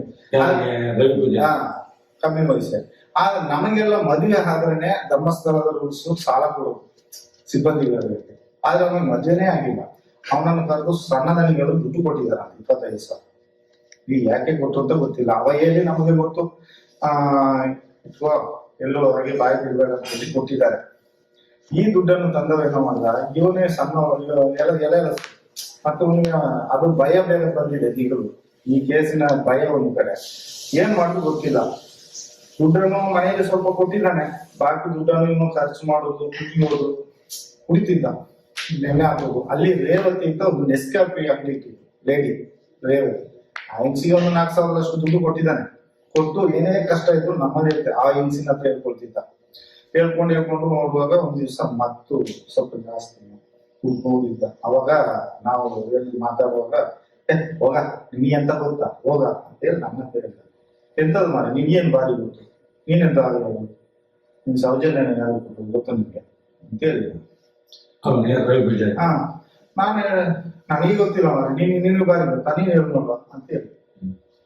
ನಾನು ಹೇಳುದಿಲ್ಲ, ಹೇಳು ಮಾರ ಪರವಾಗಿಲ್ಲ, ಹೇಳು ಮಾರ, ನಾನು ಯಾರ್ದಾರು ಹೇಳುದಿಲ್ಲ, ಬೇಗ ಹೇಳುತ್ತೆ ಅಷ್ಟೇ ಹೇಳುವಾಗ ಹೇಳ್ತಾನೆ, ಸಣ್ಣದನಿಗಳು ಮಾರ ಕೊಂದದ್ದು ನಿಮ್ಗೆ ಗೊತ್ತಿಲ್ಲ, ಬೇರೆ ವಿಷಯ, ಹೋಗ್ ಮಾರ ಅಂತೇಳಿ ಹೋದ. ನಾನು ಬಿಟ್ಟು ಆಚೆ ಹೋದ ಮಾಡ್ಕೊಂಡು. ಆ ದಿವಸ ಸಣ್ಣದನಿಗಳ ಮಗ ಅಂತ ಹೇಳಿ ಸಣ್ಣದನಿಗಳ ಮಗ ಅಂತ ಅವ್ನು ಹೇಳ್ದ.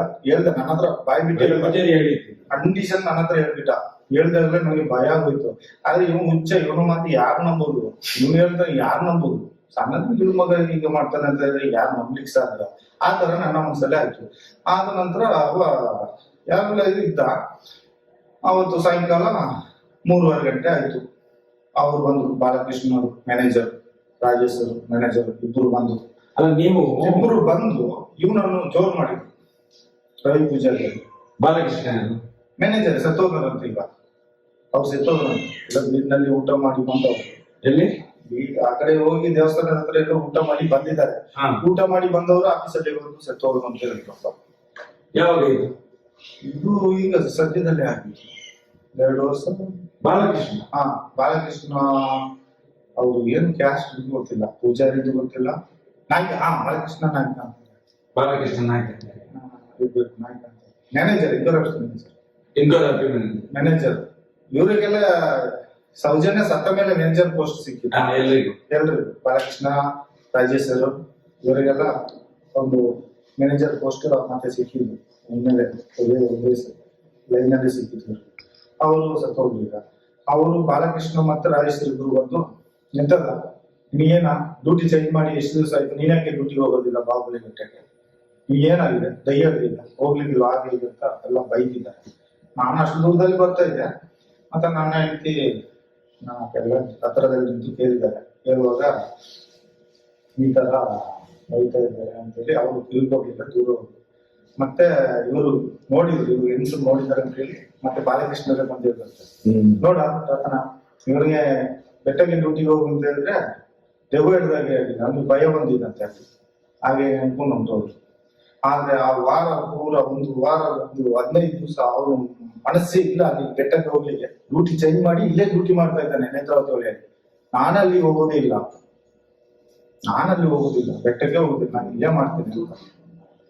ಲಾಸ್ಟ್ಗೆ ಇವನನ್ನ ಅಲ್ಲಿ ಕೊಡ್ತಾರೆ ಅಂತ ಇವನಿಗೆ ಮನಸ್ಸಾಯ್ತು ಏನೋ, ಅದು ಇದು ನಮಗೆ ಗೊತ್ತಿಲ್ಲ. ಆ ನಂತರ ಒಂದು ದಿವಸ ರಾತ್ರಿ ಹೊರಗಡೆ ಎಲ್ಲ ಊಟ ಮಾಡಿದಾನೆ. ಅವ್ರ ಒಟ್ಟಿಗೆ ಊಟ ಮಾಡ್ಲಿಕ್ಕೆ ಎದುರ್ಕೋತಾನೆ, ಏನಾದ್ರು ವಿಷ ಆಗಿ ಕೊಟ್ಬಿಡ್ತಾರ ಅಂತ ಅವನಿಗೆ ಒಂದು ಭಯ ಬಂದಿದೆ.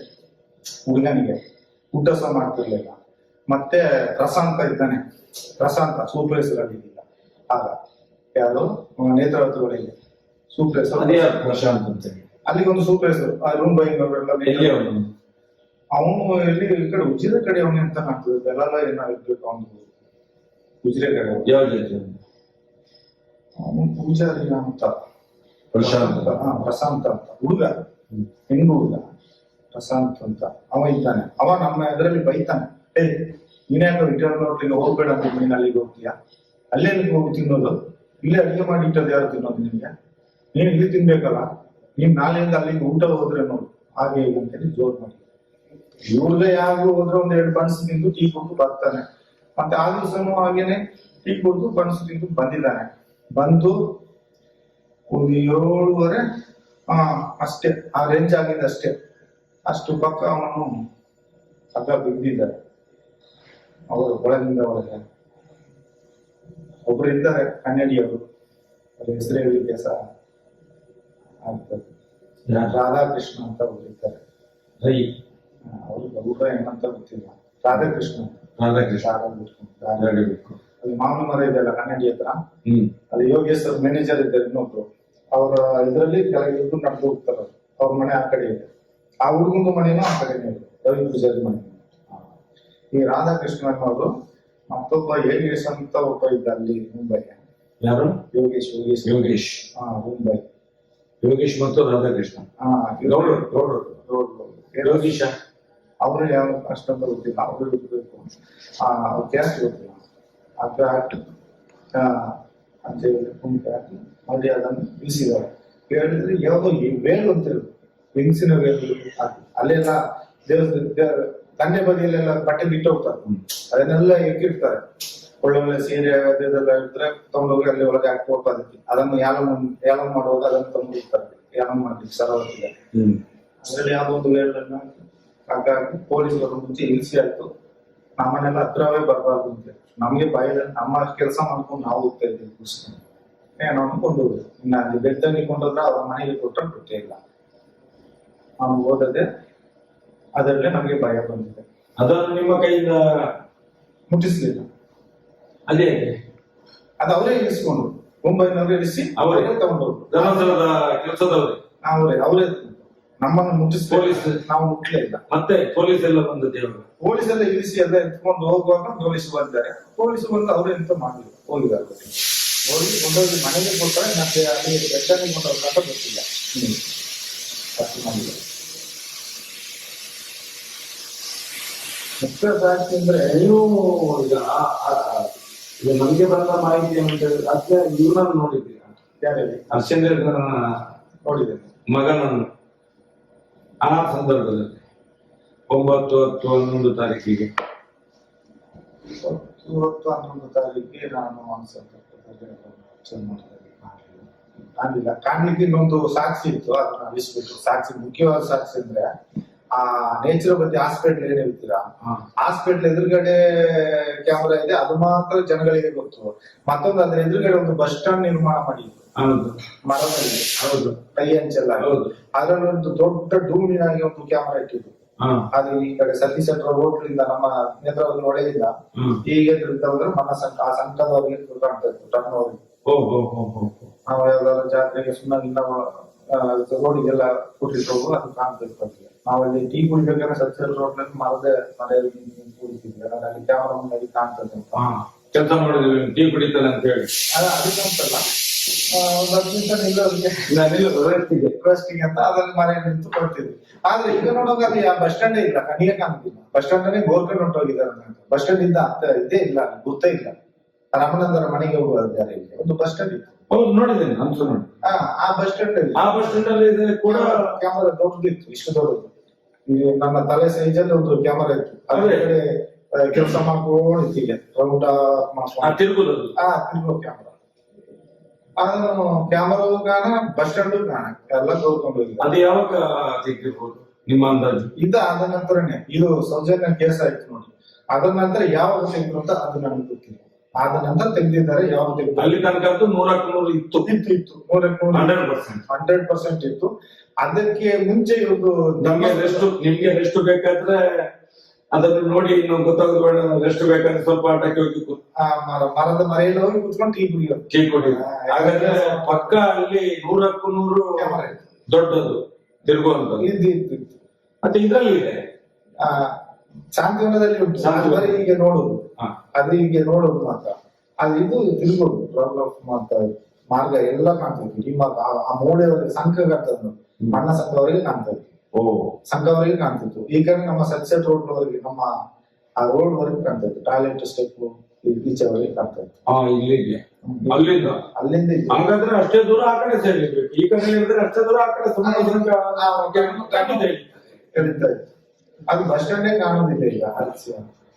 ಅದೇ ಈ ಕೇಸ್ ಆದ ಮೇಲೆ ಇವರು ಇಲ್ಲಿ ಅಂಗಡಿ ಕಟ್ಸ್ತಾನೆ, ಬಿಲ್ಡಿಂಗ್ ಕಟ್ಸ್ತಾನೆ ಅಂತ ಹೇಳಿ ಇದನ್ನು ಖಾಲಿ ಮಾಡಿಸಿದ್ರು. ಇದು ಖಾಲಿ ಆಯ್ತು. ಮತ್ತೆ ಆ ಕಡೆ ಒಂದು ಇವರೊಂದು ಅಂಗಡಿ, ಹೋಟ್ಲ್ ಇಟ್ಕೊಂಡು ಅಂಗಡಿ ಇಟ್ಟಿದ್ರು. ಅದನ್ನು ಏನೋ ಪಂಚಾಯತಿ ಅವರೆಲ್ಲ ಬಿಟ್ಟು ಅದನ್ನು ಖಾಲಿ ಮಾಡಿಸಿದ್ದಾರೆ. ಅದು ಮಾಡಿಸಿ ಒಂದು ಅಪ್ಡಿಯಾಗೆಲ್ಲ ಕಟ್ಸಿ ಏನೇನೋ ಮಾಡಿದ್ದಾರೆ. ಅದರ ಮುಂಚೆ ಒಬ್ಬ ಇವರು ಹೋಟ್ಲಲ್ಲಿ ಕೆಲಸ ಮಾಡ್ತಾ ಇದ್ದಾರೆ. ಇಲ್ಲಿ ಕೆಳಗಡೆ ಅಪ್ಪಣ್ಣ ಅಂತ ಹೋಟ್ಲ್ ಇಟ್ಟಿದ್ರು. ಕುಡಿತಿದ್ರು, ಅಲ್ಲಿ ಕೆಲಸ ಮಾಡ್ತಿದ್ರು. ಪ್ಲಾಟ್ ಮಂಡ್ಯವ ಸಪ್ಲೈ. ಆವಾಗ ಸ್ವಲ್ಪ ಕುಡಿಯೋದು ಜಾಸ್ತಿ. ಅವನ ಕೆಲಸ ಬಿಟ್ಟು ನಿಲ್ಲಿಸಿದ್ರು. ಮತ್ತೆ ಇವ್ರಿಗೆ ಕೆಲಸಕ್ಕೆ ಇಲ್ಲಲ್ಲ, ಹಾಗೆ ಅಲ್ಲಿ ಹೋಗಿ ಕೇಳಿಗಿರಿ ಮಾಡಿದ 1 ವಾರ 2 ವಾರ ಈಗ ಮಾಡಿದಾನೆ. ಮಾಡಿ ಸಂಬಳ ಸಹ ತಗೊಂಡು ಊರಿಗೆ ಹೋದ. ಊರಿಗೆ ಹೋಗಿ ಬಂದ ನಂತರ ಇವರು ಬೇರೆ ಜನ ಮಾಡ್ಕೊಂಡ್ರು. ಜನ ಕೆಲಸ ಬೇಡ ಅಂತ ಹೇಳಿದ್ರು. ಅವ ಬಂದವ್ ಮತ್ತೆ ಹೋಗ್ಲಿಕ್ಕೆ ಉಪಾಯ ಇಲ್ಲ ಅಂತಿಲ್ಲ. ಅಲ್ಲೇ ಬಸ್ ಸ್ಟ್ಯಾಂಡ್ ಅಲ್ಲಿ ಕೆಮ್ಕೊಂಡೇ ಬಿದ್ದಿದ್ದ. ಕೆಮ್ಕೊಂಡೇ ಬಿದ್ದಿದ್ದ, ಹುಷಾರಿಲ್ಲ. ಮತ್ತೆ ಇವರು ಒಂದ್ಸರಿ ನನ್ನ ಹೆಸರನ್ನು ಕೆಡಿಸ್ಬೇಡ ಮಾರ್ರೆ, ನಾವು ನಿನ್ನ ಕೆಲಸದ ಬಿಟ್ಟಾಗಿದೆ, ಇನ್ನ ಕೆಲಸ ನೋಡ್ಕೊಂಡು ಹೋಗು ಅಂತ ಹೇಳಿದ್ದಾರೆ. ಅದ ನಂತರ ಇವನು ಕೇಳಿದ್ರು, ಮತ್ತೆ ಹುಷಾರಿಲ್ಲ ಅಂತ ಎಲ್ಲ ನಿಮ್ಮ ಹೋಟ್ಲಲ್ಲಿ ಕೆಲಸ ಮಾಡಿದ್ರು ಹಾಗೆ ಹೇಳಿದ್ರಲ್ಲ. ಮತ್ತೆ ಇವನು ಧರ್ಮಸ್ಥಳ ಬೆಳ್ತಂಗಿ ಹಾಸ್ಪಿಟಲ್ ಹೋದಾಗ ಅಡ್ಮಿಟ್ ಮಾಡಿದ್ರು. ಅಡ್ಮಿಟ್ ಮಾಡಿ ಬಂದ್ರು. ಅವ್ರು 2-3 ದಿವಸ ಇತ್ತು. ಮತ್ತೆ ಅಲ್ಲಿಗೆ ಧರ್ಮಸ್ಥಳ ಇದು ನೇತ್ರಾವತಿಗೆ ಬಂದಿದ್ದಾನೆ. ಅಲ್ಲೊಂದು ಬಸ್ ಸ್ಟ್ಯಾಂಡ್ ಇದೆ, ಕೆಳಗಡೆ ಬಸ್ ಸ್ಟಾಂಡ್. ಆ ಬಸ್ ಸ್ಟ್ಯಾಂಡ್ ಕೆಂಪು 4-5 ದಿವಸ ಬಿದ್ದಿದ್ದ ಅಲ್ಲಿಗೆ ಪ್ರಾಣ ಬಿಟ್ಟವ. ಸೆತ್ತ ಮೇಲೆ ಪೊಲೀಸ್ನವ್ರಿಗೆ ಇವ್ರು ಫೋನ್ ಮಾಡಿದ್ರೆ, ಅವ್ರು ಮಾಡಿದ್ರೆ ಗೊತ್ತಿಲ್ಲ. ನಮ್ಮನ್ನು ರಾಜೇಶ್ ಅವ್ರು ನನ್ನ ಮಾಡ್ಲಿಕ್ಕೆ ಕಳಿಸಿದ್ರು. ಯಾವ ರಾಜೇಶ್? ಅವರು ನೇತ್ರಾವತಿ ಸೂಪರ್ ಸೂಪರ್ ನೇತ್ರಾವತಿ. ಈಗ ಹೆಸರು ಚೇಂಜ್ ಮಾಡಿ ಹೇಳ್ತೀನಿ ಅಂತ ತಿಳ್ಕೊಳ್ರಿ. ನಾನು ಬಂದ ನಂತರ ಆ ಧರ್ಮಸ್ಥಳ ಕ್ಷೇತ್ರಕ್ಕೆ ಕೆಲಸಕ್ಕೆ ಬಂದ ನಂತರ ಸ್ಟಾರ್ಟಿಂಗ್ ರೋಹಿತಣ್ಣ, ಆಮೇಲೆ ಸುಂದರಗೌಡ, ಆಮೇಲೆ ಹೂವಪ್ಪ, ಆಮೇಲೆ ಪುಷ್ಪರಾಜ, ಹಾಗೆ ಅದೇ ನಾ ಹೇಳಿದೆ ಪ್ರಶಾಂತ್, ಮತ್ತೆ ಯೋಗೇಶ್, ಇಷ್ಟು ಜನ ಸೂಪರ್ ಹೆಸರುಗಳು ಚೇಂಜ್ ಆಗಿಲ್ಲ. 5 ವರ್ಷಕ್ಕೆ ಒಂದೊಂದು ಸೂಪರ್ ಹೆಸರು ಚೇಂಜ್ ಮಾಡ್ತಾ ಇರ್ತಾರೆ. 3 ವರ್ಷಕ್ಕೂ ಚೇಂಜ್ ಮಾಡ್ತಾ ಇರ್ತಾರೆ. ಹಾಗೆ ಇಷ್ಟು ಜನ ಸೂಪರ್ ಹೆಸರು ಚೇಂಜ್ ಮಾಡ್ತಾರೆ. ಹಾಗೆ ರಾಜೇಶ್ ಸರ್ ಇದ್ರು. ಈಗ ಸೌಜನ್ಯ ಘಟನೆ ಆಗುವಾಗ ಯಾರಿದ್ದಲ್ಲಿ ಸೌಜನ್ಯ ಘಟನೆ ಆಗುವಾಗಲ್ಲಿ 2012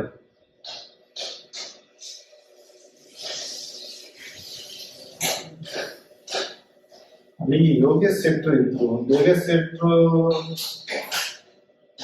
ಅಂತ ಕಾಣುತ್ತೆ. ಪ್ರಶಾಂತ್ ಇದ್ರು. ಪ್ರಶಾಂತ್ 3 ವರ್ಷಕ್ಕೆ ಬಂದವರು. ಅವರ ಮುಂಚೆ ಯೋಗೇಶ್ ಶೆಟ್ರು ಇದ್ರು. ಯೋಗೇಶ್ ಶೆಟ್ರು ಅವರು ಮಾರಿಗುಡಿ ಹತ್ರ ಮನೆ, ಮಾರಿಗುಡಿ ಇದೆ ದೇವಸ್ಥಾನದ ದ್ವಾರದ ಈಚೆ ಮಾರಿಗುಡಿ. ಯೋಗೇಶ್ ಶೆಟ್ರು ಇದ್ರು. ಯೋಗೇಶ್ ಶೆಟ್ರು ಸ್ವಲ್ಪ ಸಮಯ ಇದ್ರು, ಒಂದು 3 ವರ್ಷ 4 ವರ್ಷ ಇದ್ರು. ಅದರ ನಂತರ ಪ್ರಶಾಂತ್ ಇದ್ದಾಗ ಈಗೆಲ್ಲ ಆ ಕಡೆ ಈ ಕಡೆ ಎಲ್ಲ ಕಾಡು ಇದೆ ಅಲ್ಲ, ರಾಜೇಶ್ ಇರ್ಲಿ ಅದು ಯಾರಾದ್ರೂ ಇದ್ರದ್ದು ಹುಡುಕುವಾಗಿ ತೆಗಿಲಿಕ್ಕೆ ಆಗ್ತದೆ. 3 ವರ್ಷಕ್ಕೆ 2 ವರ್ಷಕ್ಕೆ 5 ವರ್ಷಕ್ಕೆ ಚೇಂಜ್ ಮಾಡ್ತಾ ಇರ್ತಾರೆ. ಅಷ್ಟು ಸೂಪರ್ ಇದ್ದಾರೆ. ನಾವು ಲೈಫ್ ಲಾಂಗ್ ಇವರು 3 ವರ್ಷಕ್ಕೆ ಚೇಂಜ್ ಮಾಡೋರು. ನಾವು ನನ್ಗೆ ಯಾವಾಗ್ಲೇ ಗೊತ್ತಿತ್ತು ಸೌಜನ್ಯನ ಘಟನೆ ಆಗಿ ನಾನು 3 ದಿವಸಕ್ಕೆ ಸ್ಟೇಷನ್ಗೆ ಕರೆಸ್ತಾರೆ ನಾನು ಹೋಗ್ತೇನೆ ಅಂತ. ಆದ್ರೆ ಇನ್ನೊಂದು ನನ್ಗೆ ಆಶ್ಚರ್ಯ ಅಂದ್ರೆ ಸೌಜನ್ಯನ ಅನ್ಕೊಂಡೆ ಅಲ್ಲಿ ಆತದ್ದು ಇಲ್ಲಿ ಲೀಕ್ ಔಟ್ ಆಗಿದೆ. ಉಜಿರೆಯಲ್ಲಿ ಅಂತ ಗೊತ್ತಿಲ್ಲ. ಉಜಿರೆಯಲ್ಲಿ ಎಂತ ಅಂತ ಹೇಳಿ ಈ ಕೊಳೆ ಪ್ರಕರಣ. ಆದ್ರೆ ಪಾಪ ಊರಿನವರು ಅವರನ್ನು ಎಲ್ಲಿ ರೀತಿ ಗೊತ್ತಿಲ್ಲ. ಆದ್ರೆ ಅವರ ಬಾಯಲ್ಲಿ ಆ ವಿಷಯವನ್ನು ಕೇಳಿದೆ. ಎಂತ ಹೇಳಿ ಇದು ಗೊತ್ತದ್ದು ಯಾರು ಅಂತ ಹೇಳಿ ನದಿಯಲ್ಲಿ ಎಲ್ಲ ಚಿಕ್ಕದೆಲ್ಲ ಸಿಕ್ಕಿದ್ರೆ ತಗೊಂಡೋಗಿ ಕೊಟ್ಟು ನಾವು ಚಾ ಖರ್ಚಿಗೆ ಆಗಿದ್ದು 1500 ಸಿಕ್ತಿತ್ತು. ಅದೇ ರೀತಿ ನಾನು ಕೊಟ್ಟರೆ ಆ ಟೈಮಲ್ಲಿ ನೇತ್ರ ಜೈಲರ್ಸು ದೇವರ ಅಂತ ಇದ್ದಾರೆ. ಅವರು ನನಗೆ ಹೇಳಿದ್ದು ನಿಮ್ಮ ಒಂದು ಗೊತ್ತಾಯ್ತಾ ಯಾರಂತ ಅಂತ ಹೇಳಿದ್ರು. ನನಗೆಲ್ಲ ಗೊತ್ತುಂಟು, ಗೊತ್ತಾಗ್ತದೆ ಸ್ವಲ್ಪ ದಿನದಲ್ಲಿ ಗೊತ್ತಾಗ್ತದೆ. ಹೊರಗೆ ಬರ್ತದೆ ಯಾರು ಸಣ್ಣ ಮಗನ ಅಂತ ಅವರಿಗೆ ಅಂತ ಹೇಳಿದ್ದಾರೆ. ಸಣ್ಣದನಿಗಳ ಮಗ ಅಂತ ಅವ್ರಿಗೆ ರವಿ ಪೂಜಾರಿ ಸಣ್ಣದನಿ ಅಂತ ಹೇಳಿದ್ರೆ ಹರ್ಷೇಂದ್ರ. ಅವರೇ ಹರ್ಷೇಂದ್ರನೇ ಸಣ್ಣದನಿ ದನಿ ಅಂತ ಹೇಳೋದು. ಹರ್ಷೇಂದ್ರ ಅಂತ ಹೇಳ್ತಾರೆ, ಸಣ್ಣದನಿಗಳು ಅಂತ ಹೇಳ್ತಾರೆ. ಅವರ ಮಗ ಅಂತ ಹೇಳಿ ದೊಡ್ಡದನಿ ಅಂತ ಹೇಳಿದ್ರು ಇದಂದ್ರೆ ಅವರು ಕಾವಂತರು ಹೇಳ್ತಾರೆ. ದನಿಗಳು ಹೀಗೆ ಹೇಳ್ತಾರೆ. ತುಂಬಾ ಅನೇಕರವಾದ್ರೆ ನಾನು ಎಷ್ಟು ಜನಗಳನ್ನು ತೆಗೆದುಕೊಂಡು ಹೋಗಿ. ನಿಮ್ಮ ಅಂದಾಜು ಅವಳನ್ನು ಅಲ್ಲಿಂದ ಹಿಡ್ಕೊಂಡು ಹೋಗ್ತಾರ, ಹೌದು, ಎಲ್ಲಿಗೆ ಕೊಂಡೋಗಿರ್ಬೋದು ಅಂತ ಹೇಳಿ ನಿಮ್ಮೊಂದು ಅನಿಸಿಕೆ, ನಿಮ್ಗೆ ಗೊತ್ತಿರೋ ಮಟ್ಟಿಗೆ. ನನಗೆ ಊರಿಗೆ ಅಲ್ಲಿಂದ ಏನಾದ್ರು ಗಾಡಿಯಲ್ಲಿ ತಗೊಂಡು ಹೋದ್ರೆ ಇವ್ರು ಎಲ್ಲಿಗೆ ಸಹ ಕೊಂಡು ಹೋಗ್ಬೋದು. ಎಲ್ಲಿಗೆ ಅಂದ್ರೆ ಇವ್ರದ್ದು ಜಾಗ ಎಲ್ಲಿ ಸುತ್ತ ಇವ್ರದೇ ಜಾಗ ಇದೆ. ಎಲ್ಲಿ ಅಂತ ಹೇಳಿದ್ರೆ ಈ ಕಡೆ ರಿಟರ್ನ್ ಹೀಗೆ ಬಂದ್ರು ವಾಯ್ಸ್ ಕಂಟ್ರೋಲ್ ಮಾಡಿಯೇ ತಗೊಂಡು ಹೋಗಿದ್ದಾರೆ. ಟೇಪ್ ಹೋಗಿ ಏನೋ ಅಂಟಿಸಿರ್ಬೋದು. ವಾಯ್ಸ್ ಕಂಟ್ರೋಲ್ ಮಾಡಿ ತಗೊಂಡು ಹೋಗಿದ್ದಾರೆ. ಒಂದು ನಡಪಾದೆ ಅಂದ್ರೆ ಹಾಗೆ ಬಾಹುಬಲಿ ಬೆಟ್ಟದ ಒಂದು ಮಣ್ಣು ರಸ್ತೆ ಇದೆ. ಅದರಲ್ಲಿ ಹೋದ್ರೆ ಮೇಲೆ ತಿಳ್ಕೊಂಡು ಸೀದಾ ಹೋದ್ರೆ ಪ್ರೊಪರ್ಲಿ ಹೋಗಿ ಆಯ್ತು ಗೆಸ್ಟ್ ಹೌಸ್. ನಾನು ಹೇಳಿದ ಜೈಲ್ ಗೆಸ್ಟ್ ಹೌಸ್ಗೆ ಅಲ್ಲಿ ಇಲ್ಲ ಅಂದ್ರೆ ಇವ್ರು ಗಾಡಿಯಲ್ಲಿ ಹಾಕೊಂಡು ತಗೊಂಡು ಹೋದ್ರೆ ಹಾಸ್ಪಿಟ್ಲೇ ಇರ್ಬೋದು, ನೇಚುರೋಪತಿ ಹಾಸ್ಪಿಟ್ಲ್ ಒಳಗೆ ಹೋದ್ರೆ ಅದು ಏನು ಮಾಡ್ತಾರೆ, ಯಾವ ಜಾಗಕ್ಕೆ ಹೋಗ್ತಾರೆ ಹೇಳಕ್ ಆಗುದಿಲ್ಲ. ಹಾಸ್ಪಿಟ್ಲ್ ಒಳಗೆ ಏನು ಬೇಕಾದ್ರೆ ಆಗ್ಬೋದು, ಅವು ನಮ್ಗೆ ಹೇಳಕ್ ಬರಲ್ಲ. ಮತ್ತೆ ಈ ಕಡೆ ತಗೊಂಡ್ರೆ ಇಲ್ಲಿ ಬೆಳದಲ್ಲಿ ಒಂದು ಇಟ್ಟಿಗೆ ಬ್ಲಾಕ್ ಇಟ್ಟಿಗೆ ಒಂದು ಇಟ್ಟಿದ್ದಾರೆ ಬೆಳಲ್ಲಿ ಭರತ್ ಅಂತ ಹೇಳಿದ್ರೆ ಅವರ ಕಿರಣ್ ರೆಡ್ಡಿ ಅವರ ಹೆಂಡತಿಯ ತಮ್ಮ ಅಂತ ಪಡುಬಿದ್ರೆ ಭರತ್ ಅಂತ ಕೇಬಲ್ ನೆಟ್ವರ್ಕ್ ನಡೆಸ್ತಾರೆ.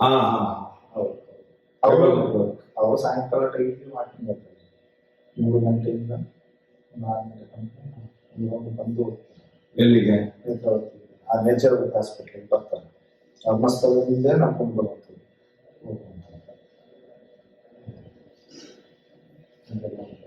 ಆ ಕಡೆ ಈಗ ಸೌಜನ್ಯ ಹೇಳ್ಕೊಂಡು ಹೋಗೋ ಆ ಕಡೆ ಕಾಡಿದೆ ಅಲ್ಲ, ಹೌದು ಇದೆ, ಈ ಕಡೆನೂ ಕಾಡಿದೆ ಅಲ್ಲ, ಎರಡು ಕಡೆ ಕಾಡಿದೆ. ನನಗೆ ಅವತ್ತೊಂದು ಸುದ್ದಿ ಇತ್ತು, ಆ ರಾತ್ರಿ ಎಲ್ಲ ಹುಡುಕುವಾಗ ಕೆಲವು ಎಲುಬುಗಳೆಲ್ಲ ಸಿಗ್ತಾ ಇತ್ತು ಅಂತ ಹೇಳಿ. ಹೌದೌದು, ಈಗಲೂ ಇದೆ. ಈ ಬಟ್ಟೆದ್ದು ಅದೆಲ್ಲ ಬೇರುಗಳು, ಹೆಂಗಸರಿದ್ದೆ ಚಪ್ಪಲು, ಗಂಡಸರಿದ್ದಂತ ಹೆಂಗಸರಿದ್ದೆ ಚಪ್ಪಲು ಸಿಗುದಿಲ್ಲ. ಅದು ನಾನು ತುಂಬಾ ನೋಡಿದ್ದೇನೆ. ನನಗೆ ಅದು ಆಶ್ಚರ್ಯ ಆಗ್ತದೆ, ಕಾಡಿನಲ್ಲಿ ಏಕೆ ಇಷ್ಟು ಇಲ್ಲಿ ಸಿಗ್ತದೆ ಅಂತ ನನಗೆ ಆಶ್ಚರ್ಯ ಆಗ್ತದೆ. ಈಗಲೂ ಈ ನೇತ್ರಾವತಿ ಒಳ್ಳೆ ಸುತ್ತ ಇರೋ ಇದ್ರಲ್ಲೂ ಬಿಟ್ಟು ಆ ಕಡೆ ತಗೊಂಡ್ರೆ ಮನಸಂದ್ರದ ಆಚೆ ಈಗ ಸ್ವಲ್ಪ ಎಲ್ಲ ರೋಡ್ ರೆಡಿ ಮಾಡಿದ್ದಾರೆ, ಕಾಮಗಾರಿ ಮಾಡಿ. ಇದನ್ನೆಲ್ಲ ನೋಡುವಾಗ ನಿಮ್ಗೆ ಒಂದು ರೀತಿ ಭಯ ಆಗ್ತಿರ್ಲಿ. ಭಯನ ನೀವು ಬೇರೆ ರಾತ್ರಿ ಮಲಗೋದು ಬೀಗ ಹಾಕಿ ಮಲಗ್ತಿದ್ದೇವೆ ನಾವು. ರಾತ್ರಿ ಮಲಗ್ಬೇಕಾದ್ರೆ ಬೀಗ ಹಾಕಿ ಮಲಗ್ತೀವಿ, ಸರ್ವೇ ಸಾಧಾರಣ. ನಾವು ಮಲಗ್ಬೇಕಾದ್ರೆ ಬೀಗ ಹಾಕಿ ಮಲಗ್ತೀವಿ. ನಾವೆಲ್ಲ ಇಲ್ಲಿ ಒಂದು ಹೆಣ ಇಲ್ಲ ಸುಡ್ಲಿಕ್ಕೆ ಹೋದ್ರೆ ನಮ್ಗೆ ರಾತ್ರಿ ಬಂದ್ರೆ ಬರೋದಿಲ್ಲ ನಮ್ಗೆ. ನಾನು ಈಗ ನೀವು ಹೇಳಿ ಈಗ ನೀವು ಹೇಳುವ ಸತ್ಯ ನೋಡಿದ್ರೆ ಖಂಡಿತ ನನಗೆ ಹಾಗಾದ್ರೆ ನೀವು ಅಲ್ಲಿ ಮಲಗುದು ಹೇಗೆ ಅಂತೇಳಿ ನೀವು ಹೇಳುವಾಗ ಈಗ ನೋಡಿದ್ರೆ 70 ಜನ ಒಂದೇ ಕಡೆಯಲ್ಲಿ ಅಲ್ಲಿಂದ ತೆಗ್ದು ಇಲ್ಲಿಗೆ ಹಾಕುದು, ಇಲ್ಲಿಂದ ತೆಗ್ದು ಬೇರೆ ಕಡೆ ಗುಂಡಿ ಇಳಿಯಲ್ಲ, ಬೇರೆ ಕಡೆ ಗುಂಡಿ ಇಳಿಯಲ್ಲ. ಆ ಕಾರಣಕ್ಕೆ ಅವ್ರನ್ನ ಕೇಳಿ ಹಾಕ್ಲಿಕ್ಕೆ ಜೊತೆಲಿ ಯಾರು ಬರುದಿಲ್ಲ. ಮತ್ತೆ ನಾನು ನನ್ನ ಒಟ್ಟಿಗೆ ಯಾರೊಬ್ಬ ಇರ್ತಾನೆ, ಗುಂಡಿ ನಾನು ಒಬ್ಬನೇ ತೆಗಿಬೇಕು. ಅವ್ರಿಗೆಲ್ಲ ಶಕ್ತಿ ಇರೋದ್ರೆ ಬರೋದು, ಜೊತೆಲಿ ಬರೋದು ಯಾರಾದ್ರೂ ಬರ್ತಾನೆ ನಮ್ಮವ್ರು ಯಾರಾದ್ರು. ಆದ್ರೆ ನಾನು ಎಷ್ಟು ಸತ್ತವರದು ಕೊಯ್ಯುವುದು, ಪೋಸ್ಟ್ ಮಾರ್ಟಮ್ ಮಾಡೋದು, ಅಮ್ಮ ಯಾರು ಅಮ್ಮ ಯಾರು ಅದೇ ಯಾವ್ದಿಲ್ಲ ಯಾವ್ದಿಲ್ಲ. ನಾನು ಹೇಳ್ತೇನೆ, ಹೆಂಗಸೆ ಇದ್ರು ಸಹ ಅಷ್ಟೇ. ಒಂದ್ 2-3 ಪಾಪ ನನ್ಗೆ ಪಾಪ ಕಾಣಿಸ್ತೇನೆ. ನನ್ನ ಅಪ್ಪ ಅಮ್ಮನ ಸ್ಥಿತಿಯಲ್ಲಿ ನೋಡುವಾಗ ನನಗೆ ಅದು ಅಭ್ಯಾಸ ಆಗಿರೋದು. ನಾಯಿ ಹೇಳ್ಕೊಂಡು ಹೋಗಿ ಹಾಕೋದ್ರೆ ಹಾಕಿ ಬಿಡ್ತೇನೆ. ಅದು ದೊಡ್ಡ ಕೊಟ್ಟಿನಲ್ಲಿ ಗುಂಡಿ ತೆಗೆದು ಅಭ್ಯಾಸ ಆಗಿದೆ. ರಪ್ಪ ಒಂದು 10 ನಿಮಿಷದಲ್ಲಿ ಒಂದು ಗುಂಡಿ ಅಂತ ತೆಗ್ತಾ ಆ ಕಡೆ ಈ ಕಡೆ ಕಟ್ಟಿ ಬಿಸಾಕ್ತೇನೆ. ದೊಡ್ಡ ಕೊಟ್ಟು, ಉದ್ದದ ಕೊಟ್ಟು. ಆಗ ಶುರುಗೆ ನಾನು ಇಲ್ಲಿ ಬರುವಾಗ ಆ ಕೊಟ್ಟ ಮೇಲೆ ಕೆಲಸ ಮಾಡಿ ಅಭ್ಯಾಸ ಇಲ್ಲ. ಮತ್ತೆ ಇಲ್ಲಿ ಬಂದ ನಂತರ ಅದು ಅಭ್ಯಾಸ ಆಯ್ತು. ಗುಂಡಿ ತೆಗಿ ಕೆಳಗೆ ಇಳಿಯಬೇಕಿರಲಿಲ್ಲ, ಮೇಲೆ ನಿಂತೆ ಕಡ್ದು ಬಿಸಾಕಿ ಏನೋ ನಾಯಿ ಅಷ್ಟೇ. ನಾಯಿಯನ್ನು ಅಷ್ಟೇ ಮಾಡು. ಧರ್ಮಸ್ಥಳಕ್ಕೆ ಅದೇ ಅಷ್ಟೇ. ಒಂದು ಮನ್ಸ ಸತ್ರ ನಾಯಿ ಸತ್ತಾಗೇನೆ, ಮತ್ತೆ ಅಲ್ಲಿ ಏನಿಲ್ಲ. ನಮ್ಗೆ ಕೊಡೋದು ಎಷ್ಟು ಗೊತ್ತುಂಟ, ಒಂದು 50 ರೂಪಾಯಿ ಅಷ್ಟೇ. ಇಬ್ರು ಹೋದ್ರೆ 100 ರೂಪಾಯಿ, 4 ಜನ ಹೋದ್ರೆ 200 ರೂಪಾಯಿ ಅವರಲ್ಲಿ ಬಿಲ್ ಮಾಡಿ ಕೊಡ್ತಾರೆ ಬೆಂಗಳೂರಿನಿಂದ. ಮತ್ತೆ ಮೊದಲೆಲ್ಲ ಉಸ್ಮಾನ್ ಅಂತ ಒಬ್ಬ ಇದ್ದ, ಜೀಪ್ ಡ್ರೈವರ್ ಉಸ್ಮಾನ್ ಅಂತ. ಅವನ ಜೀಪಲ್ಲಿ ಕೆಲವೊಂದೇನೋ 300 ತಂದೆ ಆಗ್ತಿದೆ. ಆಗ ಕೆಲವೊಂದು ಲೆಕ್ಕಕ್ಕಿಲ್ಲದಾಗಿದೆ, ಕೆಲವೊಂದು ಮಾತ್ರ ಬೆಳ್ತಂಡೆ ಹೋಗಿದೆ. ಅದು ಯಾರಲ್ಲಿ ಇದ್ರೆ ಅವರ ಸಂಬಂಧವರು ಅವರಲ್ಲಿ ಇದ್ರೆ ಕೊಂಡೋಗ್ತಾರೆ. ಅದು ಜನ ಕಣ್ಣು ಬಿದ್ರೆ ಹಾಗೆ ಮಾಡುದು, ಜನ ಕಣ್ಣು ಬೀಳದಿದ್ರೆ ಹೀಗೆ. ಅದೊಂದು ಹೌದು, ಜನಗಳಿಗೆ ಗೊತ್ತಾಗದಿದ್ರೆ ಹೀಗೆ. ಅದು ಅವರು ಪೊಲೀಸ್ನವ್ರು ಹೇಳ್ತಾರೆ, ನಾವು ಮಾಡೋದಿದ್ರೆ ಮತ್ತೆ ಇವರು ನಮ್ಮನ್ನು ಎದುರಿಸ್ತಾರಲ್ಲ, ಬೀಗ ಹಾಕ್ತೇನೆ ಮನೆಗೆ ಅಂತ ಹೇಳ್ತಾರೆ. ನಾವು ನಿಮ್ಮ ಲೆಕ್ಕದಲ್ಲಿ ಪೊಲೀಸರು ಕೂಡ ಅಲ್ಲಿಗೆ ಅಟ್ಯಾಚ್ಮೆಂಟ್ 100%. ಏನಿಲ್ಲ, ಒಂದು ರೈತರು ಸುಕುಮಾರ್ ಅಂತಿದ್ರು, ಒಂದು ಹೆಂಗಸನ್ನು ಉರುಪುಳಿ ಏನು ಇಲ್ಲ, ಬೆತ್ತಲೆ. ಆಗ ಡ್ಯಾಮ್ ಕಟ್ಟಿಲ್ಲ, ಡ್ಯಾಮಿನ ಹತ್ರ ಒಂದು ಮರದ ಹತ್ರ ತಿಳ್ಕೊಂಡಿದ್ದಾರೆ. ನನ್ಗೆ ಗಡಗಡ ನಡುಕ. ಆ ಹೆಂಗಸಿಗೆ ನನ್ನನ್ನು ನಲ್ಲಾಗಿ ಕಟ್ಟಲಿಕ್ಕೆ ಹೇಳ್ತಾರೆ. ನಾನು ಜೀವಮಾನದಲ್ಲಿ ಈ ಕೆಲಸ ಮಾಡುದಿಲ್ಲ ಸ್ವಾಮಿ, ನೀವು ಇಂಥ ಕೆಲಸನೇ ನನಗೆ ಬೇಡ ಅಂತ ಹೇಳಿದೆ. ಮಾತ್ರ ಅವನೇ ಕಟ್ತಾನೆ. ಲಕ್ಷ್ಮಣ ಅಂತ ರೈಟರ್, ಪೊಲೀಸ್ PC. ಈಗ ಅವ್ರು ರೈಟರ್ ಅಲ್ಲ, ಎಲ್ಲ ಇಲ್ಲಿ ಪೊಲೀಸ್ ಇದ್ದವರೇ ಇಲ್ಲೇ ರೈಟರ್ ಆಯ್ತಾರೆ, ಅಲ್ಲೇ ರೈಟರ್ ಆಗ್ತಾರೆ, ಇಲ್ಲೇ ಸೀಟ್ ಆಗ್ತದೆ ಅವ್ರು. ಏನಿಲ್ಲ, ಉದಾಹರಣೆಗೆ ಮತ್ತೆ ಅವರೇ ಕಟ್ಟಿದ್ರು, ಲಕ್ಷ್ಮಣರೇ ಕಟ್ಟಿದ್ರು, ಹೆಂಗಸಿಗೆ ರಂಗವನ್ನ ಕಟ್ಟಿದ್ರು. ಅದು ನದಿಯಲ್ಲಿ ಬಂದದ್ದು ಬೆತ್ತಲೆ ಶವ. ನದಿಯಲ್ಲಿ ಬರುದು ಅಂತ ಹೇಗೆ ಹೇಳೋದು, ಅದು ನಮ್ಗೆ ಗೊತ್ತಾಗುದಿಲ್ಲ. ಇಲ್ಲಿ ಅಲ್ಲಿ ರೂಢಿ ಹಾಕಿದ ಬರ್ತದಂತ ಹೇಗೆ ಹೇಳೋದು. ಬದಿಯಲ್ಲೇ ಇತ್ತೆ, ಸ್ಟೆಪ್ಪಿನ ಬದಿಯಲ್ಲೇ ಇತ್ತು ಬೆತ್ತಲೆ. ಬಟ್ಟೆನೇ ಇಲ್ಲ, ಮೇಲೆ ಯಾವ್ದು ಬಟ್ಟೆ ಇಲ್ಲ. ಯಾರಾದ್ರೂ ಹೋಗ್ಲಿಕ್ಕೆ ಹೋಗಿ ಬಿದ್ದಿದ್ದಾರೆ ಅಂತ ಹೇಳಲಿಕ್ಕೆ ಡ್ರೆಸ್ಸು ಯಾವ್ದು ಇಲ್ಲ, ಒಂದು ತುಂಡು ಮೇಲೆ ಬಟ್ಟೆ ಇಲ್ಲ, ಸುತ್ತದಲ್ಲಿ ಯಾವ್ದು ಬಟ್ಟೆ, ಬೆತ್ತಲೆ ಯಾವ್ದೋ ಒಂದು ಬಟ್ಟೆ. ನಮ್ಮ ಅದೇ ಹೇಳಿದ್ದಲ್ಲ, ಯಾವನಿಗೆ ತೆಗೆದಾಕ್ತಿಲ್ಲ, ಅದರಲ್ಲಿ ಒಂದು ಲಂಗ ತಂದು ಅದು ಅವರೇ ಕಟ್ಟಿದ್ರು. ನಾನು ಮುಟ್ಲಿಲ್ಲ, ನಾನಾಗ ಮದುವೆ ಆಗಿಲ್ಲ, ಮತ್ತೆ ಮದುವೆ ಆದ ನಾನು ಹೋಗಿ ಅದನ್ನು ಹೇಗೆ ಮುಟ್ಟು. ಲಕ್ಷ್ಮಣ್ ಕಟ್ಟಿದ್ರು, ಲಕ್ಷ್ಮಣ್ ಅವರು ಪೊಲೀಸಿಗೆ ಕಟ್ಟಿದ್ರು.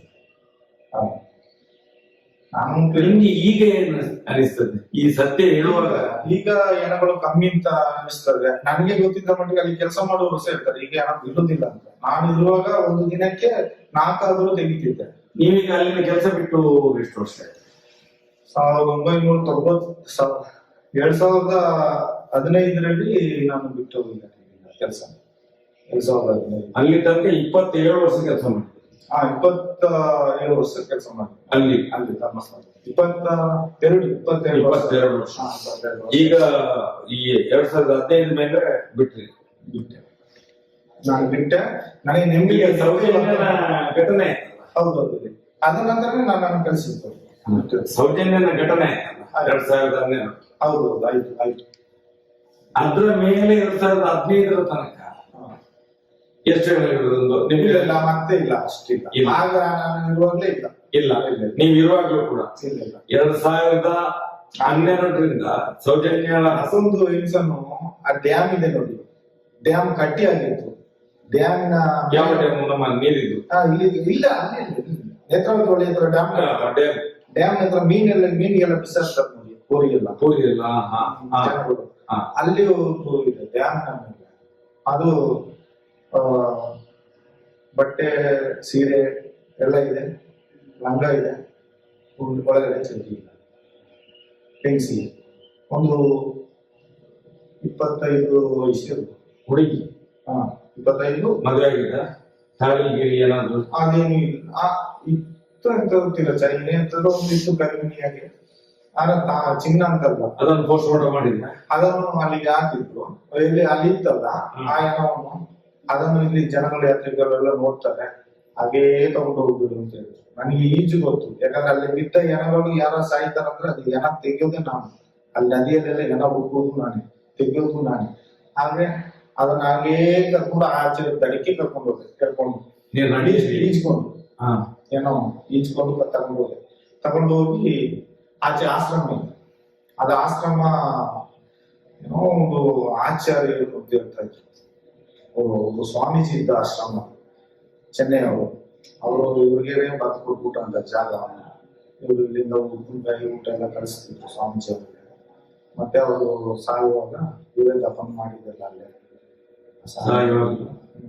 ಆ ಸ್ವಾಮಿಯವರು ಸತ್ತ ಮೇಲೆ ಅವ್ರನ್ನ ಅಲ್ಲೇ ದಫನ್ ಮಾಡಿ. ವಯಸ್ಸಾಗಿತ್ತು, ಎಂತಂತ ಗೊತ್ತಿಲ್ಲ. ಆದ್ರೆ ನಾವು ಹೋಗುವಾಗ ಕ್ಲೀನ್ ಮಾಡುವಾಗ ನಮ್ಗೆ ವಸ್ತು 10 ರೂಪಾಯಿ ನೋಟು, ಹೊಸ ನೋಟ್ ಕೊಡ್ತೀವಿ ನಾವು ಅಲ್ಲಿ ಕ್ಲೀನ್ ಮಾಡ್ಲಿಕ್ಕೆಲ್ಲ ಹೋಗುವಾಗ. ಅಂದ್ರೆ ಆ ಜಾಗ ಎಲ್ಲ ಇವ್ರಿಗೆ ಕೊಟ್ಟಿದ್ದಾರೆ. ಎಂತ ಮಾಡಿದ್ರು ಗೊತ್ತಿಲ್ಲ. ಅದು ಕೊಟ್ಟಿರ್ಲಿಕ್ಕಿಲ್ಲ, ಅವರ ಹೆಸರಲ್ಲಿತ್ತು ಶೇಷಾದ್ರಿಚಾರ್ಯರ ಏನೋ ಒಂದು ಆಚಾರ್ಯ ಅಂತ ಹೆಸರು. ಏನ್ ಹೆಸರು ಇರ್ತದ? ಒಂದು ಚಾರ್ಯ ಅಂತ ಬರ್ತದೆ. ಆಚಾರ್ಯ ಬರ್ತದೆ. ಅವ್ರು ಚೆನ್ನೈ ಅವರು. ಅಲ್ಲಿಂದ ಬಂದು ಇಲ್ಲಿ ಜಾಗ ಕೊಂಡ್ಕೊಂಡು ಸೆಟ್ಲ್ ಆದವರು. ಆ ಜಾಗವನ್ನು ಎಷ್ಟು ಜಾಗ ಇದೆ? ಅದು ರಬ್ಬರ್ ತೋಟ ಹಾಕಿದಲ್ಲ, ಅದೆಲ್ಲ ಉದ್ದೆ ಆಚೆ ನದಿ ಒಳೆ ಆಚೆ. ಹೌದಾ? ರಬ್ಬರ್ ತೋಟ ಹಾಕಿದ ಆಶ್ರಮ ಗೇಟ್ ಎಲ್ಲ, ಅಲ್ಲಿ ಒಂದು ಗೇಟ್ ಇಟ್ಟಿದ್ದಾರೆ. ಮತ್ತೆ ಈ ನಲ್ಲಿ ಕೊಂಡೋಗಿ ಯಾಕೋ ಗೌರಿ ಇರ್ಲಿಲ್ವಾಗ? ಆಗಿಲ್ಲ, ಅವ್ರು ತೀರ್ಕೊಂಡಿದ್ರು. ಅದರಲ್ಲಿ ಕೊಂಡಾಗ ಈ ಹಣವನ್ನು ಅಲ್ಲಿಗೆ ತಗೊಂಡೋಗಿ ಪೊಲೀಸರು ಬರ್ಲಿಲ್ಲ. ಒಂದು ಆ ಕಡೆ ಒಂದು ಜಾಗದಲ್ಲಿ ಹೊಂಡದಲ್ಲಿ ಅಲ್ಲಿಗೆ ಪೊಲೀಸ್ ಗಿಲ್ಸ್ ಏನಿಲ್ಲ, ಯಾರು ಎಂತ ಇತ್ತಂತ ಏನಿಲ್ಲ. ಬರ್ತಾರೆ, ಬಂದ್ರು ಡ್ಯಾಮ್ನಲ್ಲಿ ನಿಂತರು, ನೋಡಿದ್ರು ಅಷ್ಟೇ. ಹೋದ್ರು ಈ ಕಡೆಯಿಂದ ಆ ಕಡೆ ನೋಡು ಇಲ್ಲ, ನಾವು ನೋಡ್ತಾರೆ, ಇಲ್ಲಿ ನೋಡ್ತಾರೆ ಮಾಡಿ. ಅಲ್ಲ, ಹೇಳಿದ್ರಲ್ಲ ಈ ದಡದಿಂದ ಆ ದಡಗೆ ಹೇಳ್ಕೊಂಡು ಹೋಗಿ ಅಲ್ಲಿಗೆ ಬರೋದಿಲ್ಲ. ಅಲ್ಲಿಗೆ ಬರುತ್ತೆ, ಇಲ್ಲಿ ನೋಡೋದು, ಇಲ್ಲಿ ಕರ್ಕೊಂಡು ಹೋಗಿ ತಗೊಂಡೋಗಿ ಅಲ್ಲಿ ಮತ್ ಮಾಡಿದ್ವಿ. ಹಾಗೆ ಒಂದು 3/4% ಲೆಕ್ಕ ಇಲ್ಲದೆ ಮನೆಯಲ್ಲಿ ಹಾಕಿದ್ದೀವಿ. ಒಂದು 4% ಬೆಳ್ತಂಗಿ ಕಳಿಸಿದ್ವಿ. ಇನ್ನೊಂದು 4% ಮಾತ್ರ ಪೊಲೀಸ್ನವರು ಫಾರ್ಮಾಲಿಟಿಗೆ ಬಂದಾಗೆ ಬಂದು ಈಚೆ ಒಂದು ಗುಂಡು ಕಣ್ಣಲ್ಲಿ ಇದ್ದಾರೆ. ಆ ಪ್ರತಿಮಾ ಸ್ಟುಡಿಯೋದಲ್ಲಿ ಕೆಲಸ ಮಾಡ್ತಾ ಇದ್ರು. ನೇತ್ರಾವತಿ ಹೊಳೆ ಬದಿಯಲ್ಲಿ ಒಂದು ಸ್ಟುಡಿಯೋ ಇಟ್ಟಿದ್ದಾರೆ ಈಗ, ಈಚೆ ಬದಿಯಲ್ಲಿ, ನದಿ ಕನ್ಯಾಡಿ ಬರುವ ರಸ್ತೆ ಬದಿಯಲ್ಲಿ. ಅವರನ್ನು ಕರೆಸಿ ಒಂದು ಫೋಟೋ ತೆಗಿಸ್ತಾರೆ ಅಷ್ಟೇ. ಒಂದು ಸರಿ ಒಂದು ಏನೋ ಕೇಳ್ಕೊಂಡು ಬಂದರೆ ಅದನ್ನು ಊತಾರಿಕೆ ಆಗಿದೆ. ನಾವು ಇಲ್ಲಿ ಯಾವುದೇ ಪಾಂಗಲ ಇದ್ರೆ ಮಾಸಾನಲ್ಲಿ ಊತಾರಿಕೆ ಆಗಿದೆ. ಅವ್ರು ಕೇಳ್ಕೊಂಡು ಮತ್ತೆ ತೆಗಿಸೋದೆಲ್ಲ ಬೇಡ, ನಾವು ಅನಾಥ ಇದು ಅಂತೇಳಿ ಅನ್ ಮಾಡಿದ್ವಿ ಅಂತೇಳಿ ಮತ್ತೆ ಪೊಲೀಸ್ನವ್ರಿಗೆ ಹೇಳಿ ಅವರು ಹತ್ಕೊಂಡು ಹೋದ್ರು. ಒಂದು ಪಾರ್ಟಿ ಮಾತಾಡಿ ಆ ಕಡೆ ಘಟನ ಸೈಡ್. ಮತ್ತೊಂದು ನಮ್ಮ ಹತ್ರ ಇದರಲ್ಲಿ ಆ ಧರ್ಮಸ್ಥಳದ ದ್ವಾರದ ಈಚೆ ಒಂದು ಹೆಂಗಸನ್ನು ಏನ್ ಮಾಡಿದ್ರೆ ಗೊತ್ತಿಲ್ಲ. ಅದಕ್ಕೆ ನಾವು ಮುಖದ ಮೇಲೆ ಪೇಪರ್ ಆಸಿಡ್ ಹಾಕಿ ಬೆಂಕಿ ಹಚ್ಚಿ ರಸ್ತೆ ಬದಿಯಲ್ಲೇ ಮಲಗಿಸಿಟ್ರು. ಆ ಮಳಗುಡಿಯ ಶಿವಪ್ಪ ಅಂತಾರಲ್ಲ ಅವರ ಮನೆ ಮೇಲೆ, ಆ ಶಿವಪ್ಪನ ಮನೆಯಲ್ಲಿ ಆ ಮನೆ ಮೇಲೆ ಭಾರತದಲ್ಲಿ ಇಂಟರ್ಲಾಕ್ ನಡೆದು ಹೋಗ್ತಾರೆ ನೋಡಿ, ಯಾತ್ರಿಕರೆಲ್ಲ ನಡೆದು ಹೋಗ್ತಾರೆ. ಆ ಜಾಗದಲ್ಲಿ ಮಲಗಿಸಿಬಿಟ್ರು. ಅದಕ್ಕೆ ಪೊಲೀಸ್ನವರೆಲ್ಲ ಬಂದ್ರು. ಪೊಲೀಸ್ನವರು ಬಂದ್ರು, ಮತ್ತೆ ಎಲ್ಲ ನೋಡಿದ್ರು, ನಾಯಿ ಸಹ ಕರೆಸಿದ್ರು. ಯಾವ ಕಲ್ಲನ್ನು ಇರ್ಲಿಲ್ಲ, ಏನು ಮಾಡ್ಲಿಲ್ಲ. ಅದರಲ್ಲಿ ಅದೊಂದು ಮಾಹಿತಿ ಇತ್ತು ನನಗೆ. ಆ ಮಾರಿಗುಡಿ ಹತ್ರ ಒಂದು ಹೆಂಗ್ಸ್, ಅದೇ ಅದೇ ಮೈಸೂರಿನ ಹೆಂಗ್ಸ್ ಅಂತ ಹೇಳಿ ಪೇಪರ್ ಇತ್ತು, ಮೈಸೂರು ಪೇಪರ್ ಇತ್ತು, ಮೈಸೂರು ಪೇಪರ್ ಇತ್ತು, ಉದಯವಾಣಿ ಪೇಪರ್ ಅಂತ ಮೈಸೂರು ಇತ್ತು, ಪೇಪರ್ ಮೈಸೂರು ಇತ್ತು. ಉದಯವಾಣಿ ಪೇಪರ್ ಮುಖಕ್ಕೆಲ್ಲ ಸಿಡಿ ಹಾಕಿದ್ರು. ಅದರಲ್ಲಿ ಧರ್ಮಸ್ಥಳದ ಇದೇ ಈಗ ಸೌಜನ್ಯ ಗ್ಯಾಂಗ್ ಅಲ್ಲಿ ಇದ್ದಾರಲ್ಲ, 3-4 ಮಂದಿ ಇದ್ದಾರೆ ಹೆಸರಿದೆ.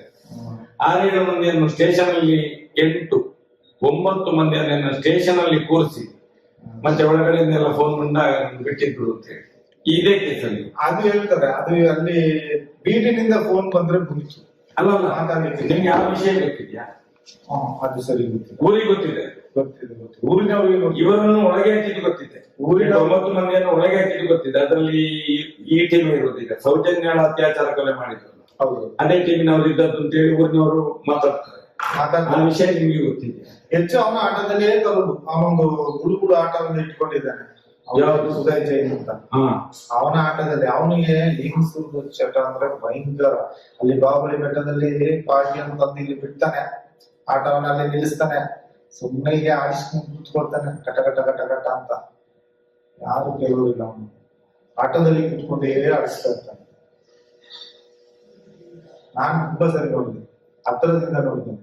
ವಿಚಾರ ಎಲ್ಲ ಮಾಡಿ ಏನ್ ಮಾಡಿ ಅಂತ ಏನು ಮಾಡಕ್ಕಲ್ಲ. ಅವನೊಬ್ಬ ಜೈನ, ಅವನಿಗೆ ಪಬ್ಲಿಕ್ ಆಟದಲ್ಲಿ ಕೂತ್ಕೊಂಡು ಹೆಂಗಸರು ಎಲ್ಲ ಬಿಟ್ಬಿಡ್ತಾರೆ. ಅದು ಟೂರಿಸ್ಟ್ ಕೂತ್ಕೊಂಡು ಬರ್ತಾರೆ, ಆ ಆಟದಲ್ಲಿ ಕೂತ್ಕೊಂಡು ಹೀಗೆ ಆಡಿಸ್ಕೊಳ್ತಾ ಇರ್ತಾರೆ. ಎಲ್ಲಿ ಆ ಬಾಹುಬಲಿ ಬೆಟ್ಟ ಗ್ರೌಂಡ್ ನಲ್ಲಿ ಆಡಿಸ್ಕೊಂಡು ಇರ್ತಾರೆ. ಹೀಗೆ ಉಂಟು ಎಲ್ಲ ಈಜಿದೆ. ಮೇಲಿದ್ದ ತೋಳೆಲ್ಲ ಈಜಿದೆ, ಬಲೂನಾಗೆ ಹೀಗೆ ಉಂಟು. ನಾನು ಕಂಡಾರ ಆಟದಲ್ಲಿ ಕೂತ್ಕೊಂಡು ಅವನಿಗೆ ಅಡ್ರೆಸ್ ಇಲ್ಲ.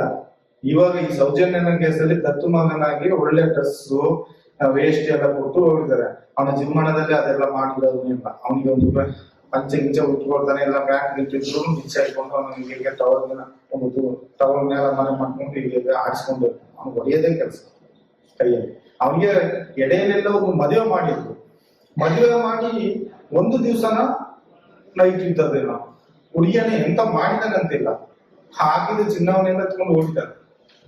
ಚಿನ್ನ ಏನೋ ಮದುವೆ ಎಲ್ಲ ಮಾಡಿದ್ರು ನೋಡಿ, ಎತ್ಕೊಂಡು ಓಡಿದ್ದಾರೆ. ಸಾಮೂಹಿಕದಲ್ಲಿ ಏನೋ ಮಾಡಿಸಿದ್ರು ಅಂತ ಕಾಣ್ತದ. ಅವನಿಗೆ ಮದುವೆ ಒಂದೇ ದಿನ ರಾತ್ರಿ ಇದ್ದದ ಅವನ ಒಟ್ಟಿಗೆ ಆ ಹುಡುಗಿ ಒಂದೇ ದಿವಸದಲ್ಲಿ ಹೋಗಿದ್ದಾರೆ.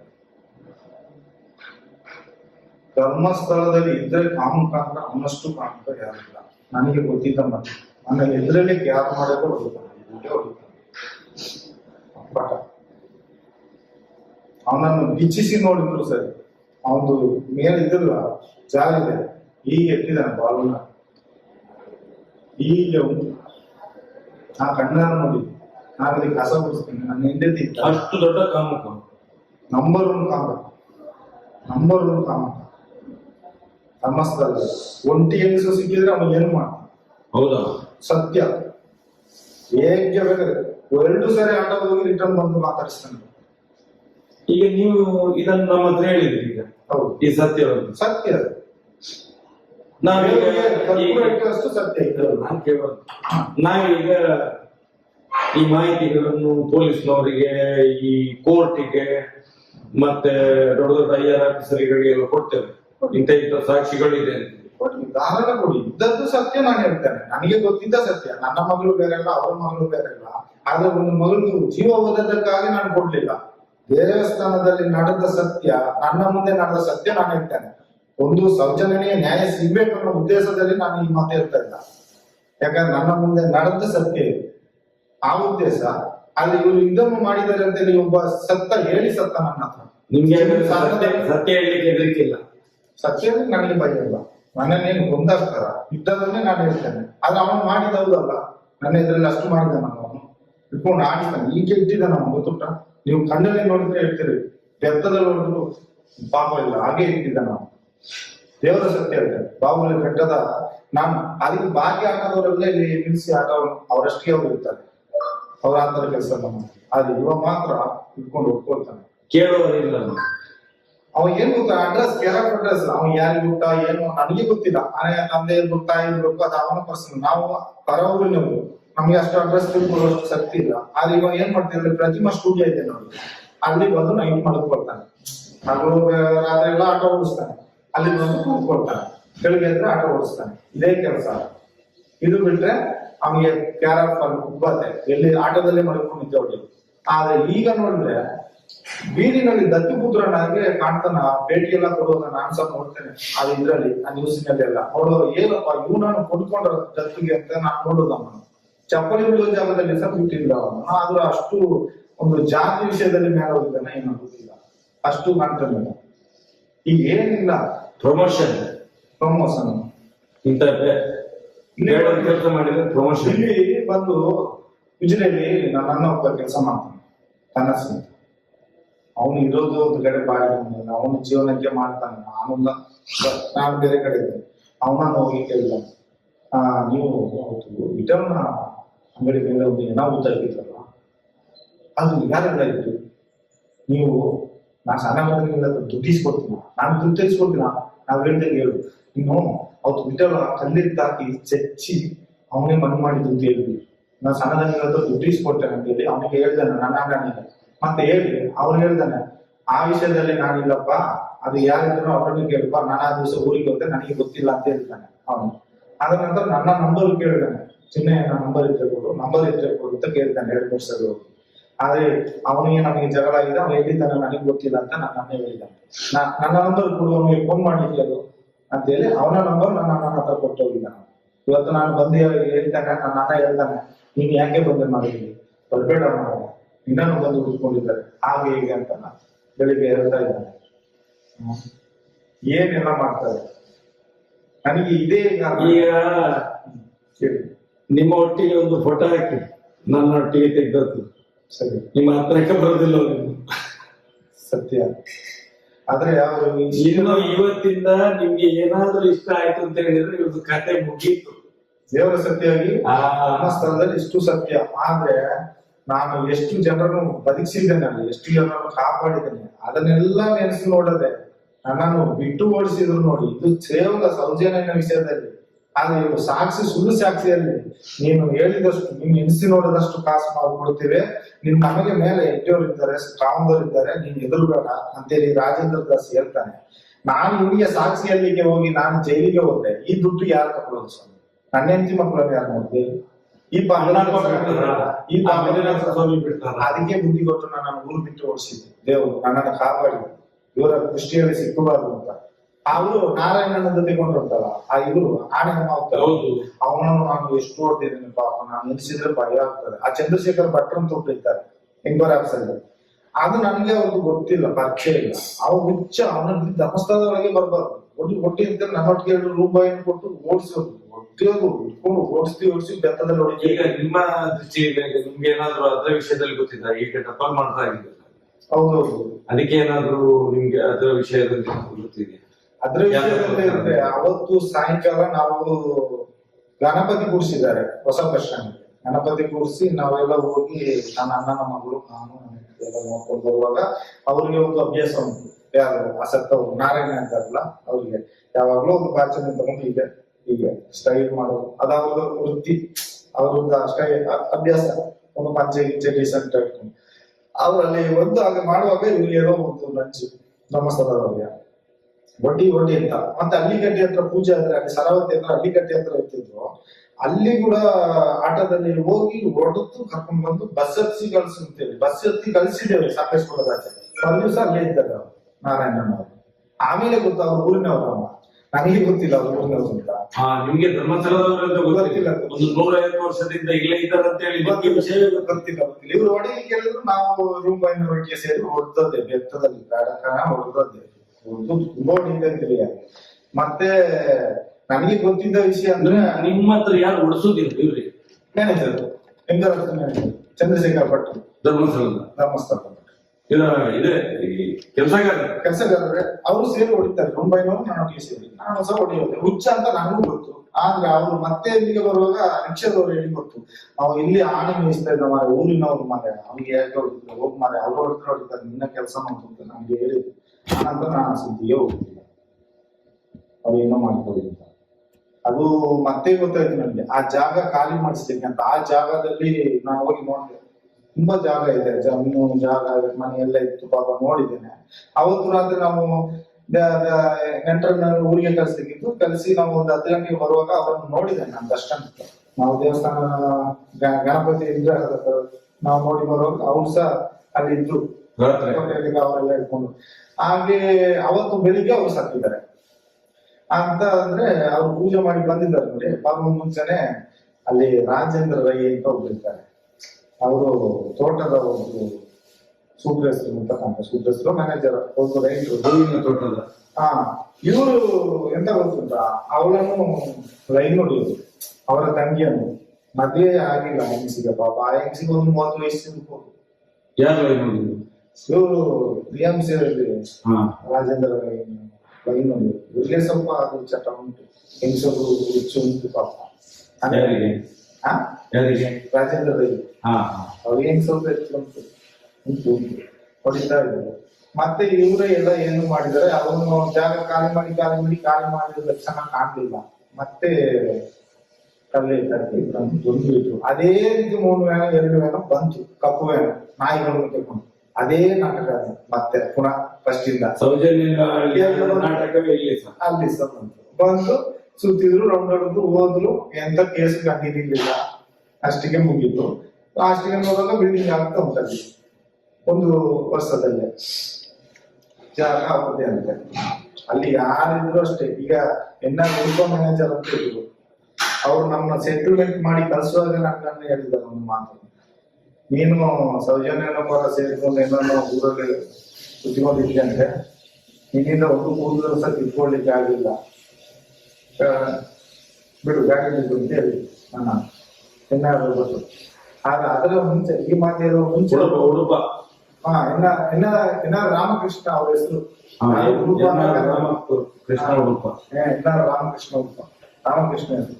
ಅವರು ನನಗೆ ಈ ಮಾತು ಹೇಳೋ ಮುಂಚೆನೆ ಹೇಳಿದ್ರು, ಅವರಿಗೆ ಸಹ ಏನೋ ಧರ್ಮಸ್ಥಳದ ಬಗ್ಗೆ ಸ್ವಲ್ಪ ಅಲ್ಪ ಇತ್ತು, ಭಯ ಇತ್ತು, ಇಷ್ಟು ಅನ್ಯಾಯ ಮಾಡಿದ್ದೇವೆ ಅನ್ನೋದೆಲ್ಲ. ಯಾಕಂದ್ರೆ ವೇಣೂರಿನಲ್ಲಿ ಉಂಟಲ್ಲ, ಸೌಜನ್ಯನ ಪಟ ಬ್ಯಾನರ್ ಸೀಟ್ ಎಲ್ಲ ಹಾಕಿ ಬಂದ್ರೆ ಇಲ್ಲಿ ನೆಕ್ಸ್ಟ್ಗೆ ಬಾಲಕೃಷ್ಣ ನಾಯಕ, ಶಂಕರ್ ಶೆಟ್ರು, ವಿಘ್ನೇಶ, ಮತ್ತೆ ಇವರೆಲ್ಲ ಮುಂಬೈನ ವಿಶ್ವನಾಥ, ಇವರೆಲ್ಲ ಸೇರ್ಕೊಂಡು ಉಂಟಲ್ಲ, ಎಲ್ಲ ಅಲ್ಲಿಗೆ ಹೋಗೋದು ಕೆಂಪ ಹಿಡ್ಕೊಂಡು. ನೀವು ಎಲ್ಲೆಲ್ಲಿ ಬ್ಯಾನರ್ ಹಾಕಿ ಬರ್ತೀರಿ ಅಲ್ಲೆಲ್ಲ ಹೋಗಿ ಬೆಂಕಿ ಹೊಡೋದು, ಕಿತ್ತಾಕೋದೆಲ್ಲ ಮಾಡ್ತಾ ಇದ್ರು. ಅಲ್ಲಿ ವೇಣೂರಲ್ಲಿ ಒಂದ್ಸರಿ ಏಟ್ ತಿನ್ಕೊಂಡು ಬಂದು ಓಡಿಸಿ ಬಿಟ್ಟು ಎಲ್ಲ ಜನಗಳು ಹೊಡೆದು. ಆ ಟೈಮಲ್ಲಿ ನನ್ನನ್ನು ಕರೆದಿದ್ದಾರೆ, ಆ ಮಗನಿಗೆ ಹೊಡೆದು ಜ್ವರ ನಾನು ಬರ್ಲಿಕ್ಕೆ ಆಗಲ್ಲ ಅಂತ ಹೇಳಿದೆ, ನನ್ನನ್ನು ಕರೆದಿದ್ದಾರೆ ಅಲ್ಲಿವರೆಗೆ. ಅದು ನಾನು ಒಂದು ಹೇಳುದು ನನ್ನ ಮನಸ್ಸಿಗೆ ತಿರುಗ ಮಟ್ಟಿಗೆ, ಇವ್ರು ಏನು ಮಾಡ್ಲಿ, ಏನು ಬೇಕಾದ್ರೆ ಮಾಡ್ಲಿ. ಈಗ ಇವರ ಕಾಲೇಜಲ್ಲಿ ಸತ್ತದ್ದು ಹುಡುಗಿ, ಮತ್ತೊಬ್ಬರು ಪರರ ಕಾಲೇಜಲ್ಲಿ ಸಾಗಿಲ್ಲ. ಇವರ ಕಾಲೇಜಲ್ಲಿ ಸತ್ತ ಮೇಲೆ ಇವರ ಸ್ಟೂಡೆಂಟ್ ಅನ್ನೆಲ್ಲ ನಿಲ್ಲಿಸಿ ಒಂದು ಸ್ಟ್ರೈಕ್ ಮಾಡುವಾಗೆ ಮಾಡಿ, ಒಂದು ಹೋರಾಟ ಮಾಡಿ ಆ ಮಗುವಿಗೆ ಒಂದು ಹೆಲ್ಪ್ ಮಾಡ್ಬೋದಿತ್ತು. ಹಾಗೆ ಮಾಡ್ಲಿಲ್ಲ, ತೋರಿಸ್ಬೋದಿತ್ತು, ಹಾಗೆ ಮಾಡ್ಲಿಲ್ಲ. ಅಲ್ಲಿ ಹೋಗಿ ಪ್ರಿನ್ಸಿಪಾಲ್ಗೆಲ್ಲ ಹೇಳಿಕೊಟ್ಟು ಯಾರು ಹೊರಗೆ ಬಂದ್ರು ಹುಡುಗಿಯವರು ಬಾಯಿ ತೆಗೆದಾಗಿ ಹೇಳಿ ಮುಚ್ಚಿಸ್ಬಿಟ್ಟಿದ್ದಾರೆ ಬಾಯಿನ. ಅದೇ ಯಾರು ಬಾಯಿ ತೆಗಿತಾರೆ? ಈಗ ಹುಡುಗಿಯರು ಬಾಯಿ ಬಿಟ್ರೇನೆ ಆ ಕಾಲೇಜಲ್ಲಿ ಏನೆಲ್ಲ ನಡೀತದೆ ಎಲ್ಲ ಡೀಟೇಲ್ ಬರ್ತದೆ. ಆದ್ರೆ ಒಂದು ಹುಡುಗಿ ಹೇಳಲಿಕ್ಕೆ ಸಾಧ್ಯ ಇಲ್ಲ, ಜೀವದ ಅಂಗಲ್ಲೇ ಇರ್ತಾರೆ ಪಾಪ ಭಯದಲ್ಲೇ. ಮತ್ತೆ ನೀವೇನೋ ಹುಡುಗಿ ಕರ್ಕೊಂಡ ಕಷ್ಟಕ್ಕೆ ನೀವೊಂದು ಸ್ಟ್ರೈಕ್ ಮಾಡ್ತೀರಿ, ನ್ಯಾಯ ಬೇಕು ಅನ್ನೋದು ಅದೊಂದು ಧರ್ಮದ ವಿಷಯ. ಆದ್ರೆ ಇವರು ಪರ ಸ್ಟ್ರೈಕ್ ಮಾಡಿದ್ರು ಆ STM ಕಾಲೇಜಲ್ಲಿ ಬಂದು ಜನ ಕೂಡಿಸಿ, ಭಕ್ತರು BMC ನಮ್ಮನ್ನೆಲ್ಲ ಕರೆಸಿ, ಕೆಲಸದವರೆಲ್ಲ ಅವತ್ತಿಗೆ ಅಟೆಂಡೆನ್ಸ್ ಇದೆ, ಕೆಲಸ ಮಾಡಬೇಡಿ, ಎಲ್ಲ ಮೀಟಿಂಗ್ ಹೋಗಿದ್ದಲ್ಲಿ ನಮ್ಮನ್ನೆಲ್ಲರಿಗೂ ಕರೆಸಿದ್ರು. ಅದು ತುಂಬಾ ಅನ್ಯಾಯ.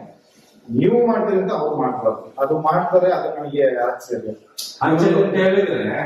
ದರ್ಪ ಮಾಡಿದಾಗ ಆಯ್ತು. ದರ್ಪ ಅಂದ್ರೆ ಹೇಗೆ? ಇದು ರೌಡಿಸಮ್, ಉತ್ತರಗೆ ಪ್ರತಿ ಉತ್ತರ ಇವರು ಕೊಡುವ ರೀತಿ ಅಲ್ಲ, ಒಟ್ಟಿಗೆ ಸೇರಿ ಮಾಡ್ಬೇಕಿತ್ತು.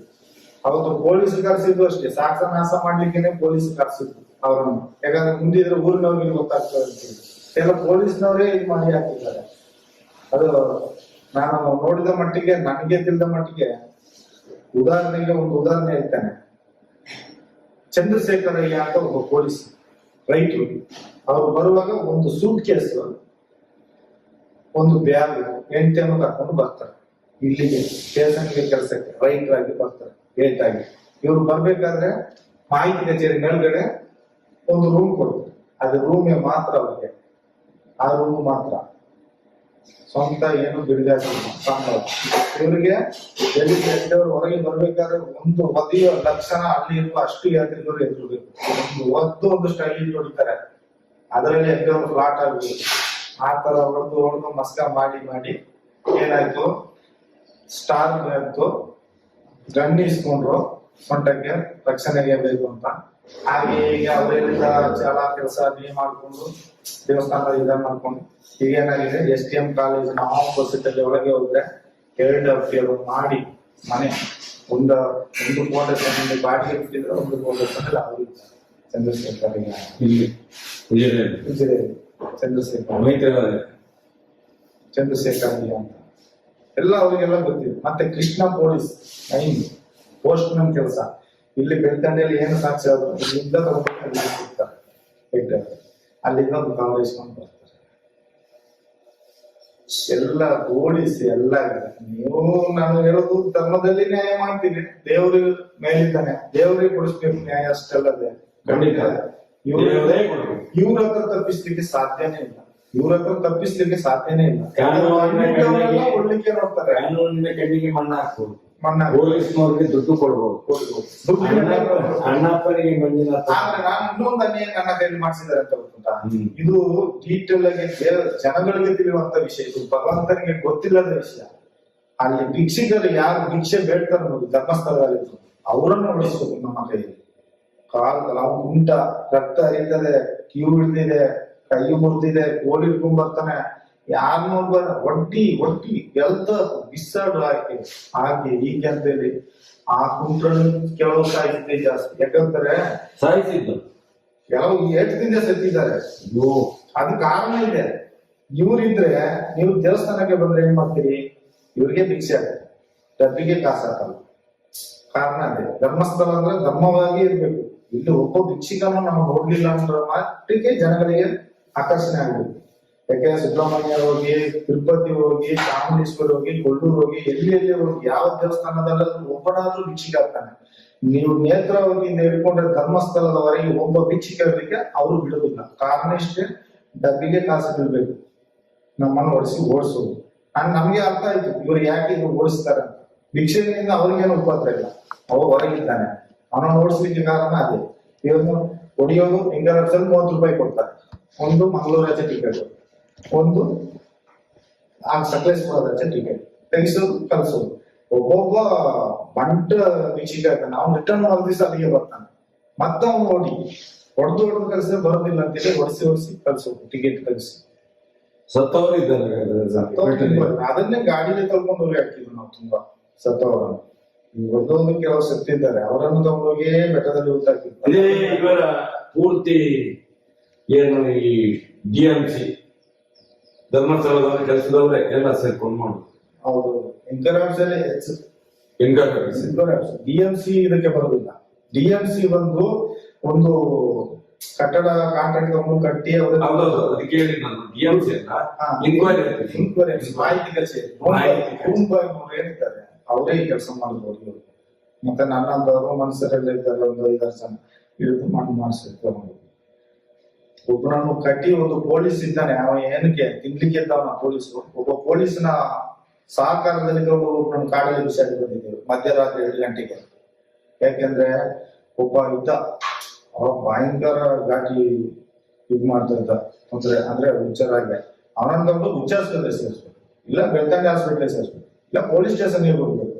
ಅದು ಬಿಟ್ಟು ಅವನನ್ನು ಕಾಲು ಕಟ್ಟಿ, ಕೈ ಕಟ್ಟಿ, ಬಾಯಿ ಕಟ್ಟಿ ಕೂಗದಾಗೆ ಅಂಬಾಸೆಡರ್ ಕಾರಲ್ಲಿ ಹಾಕಿ, ಅವ್ರ ಹೆಸರು ರಾಮಚಂದ್ರ ಅಂತ ಕಾಣ್ತದೆ, ಪೊಲೀಸ್ ಹೆಸರು ನೆನಪಿಲ್ಲ ನನಗೆ.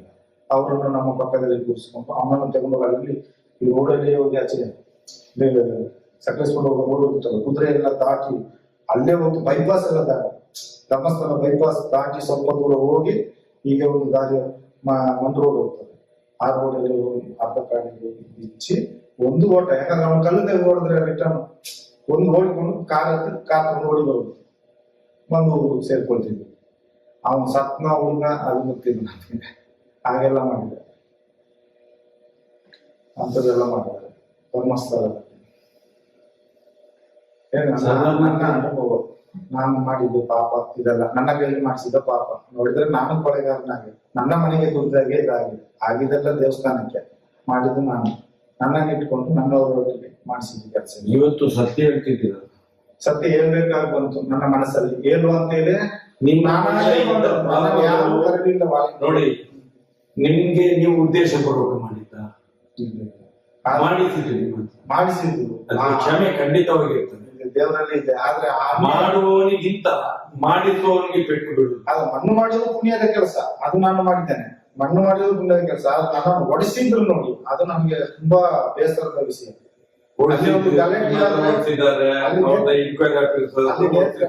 ಎಷ್ಟು ಮಂದಿ ಸತ್ತಿದ್ದಾರೆ ಅಂತ ಹೇಳಿ ಅಲ್ಲಿ ನೇತ್ರಾವತಿ ಹೊಳೆಯಲ್ಲಿ ಒಂದು ಗಲಾಟೆ ಆಗ್ತದೆ ಅಂದ್ರೆ ಫಸ್ಟ್ ಕರೆಯೋದು ನನ್ನನ್ನು ಮೈಕಿನಲ್ಲಿ ಅನಸ್.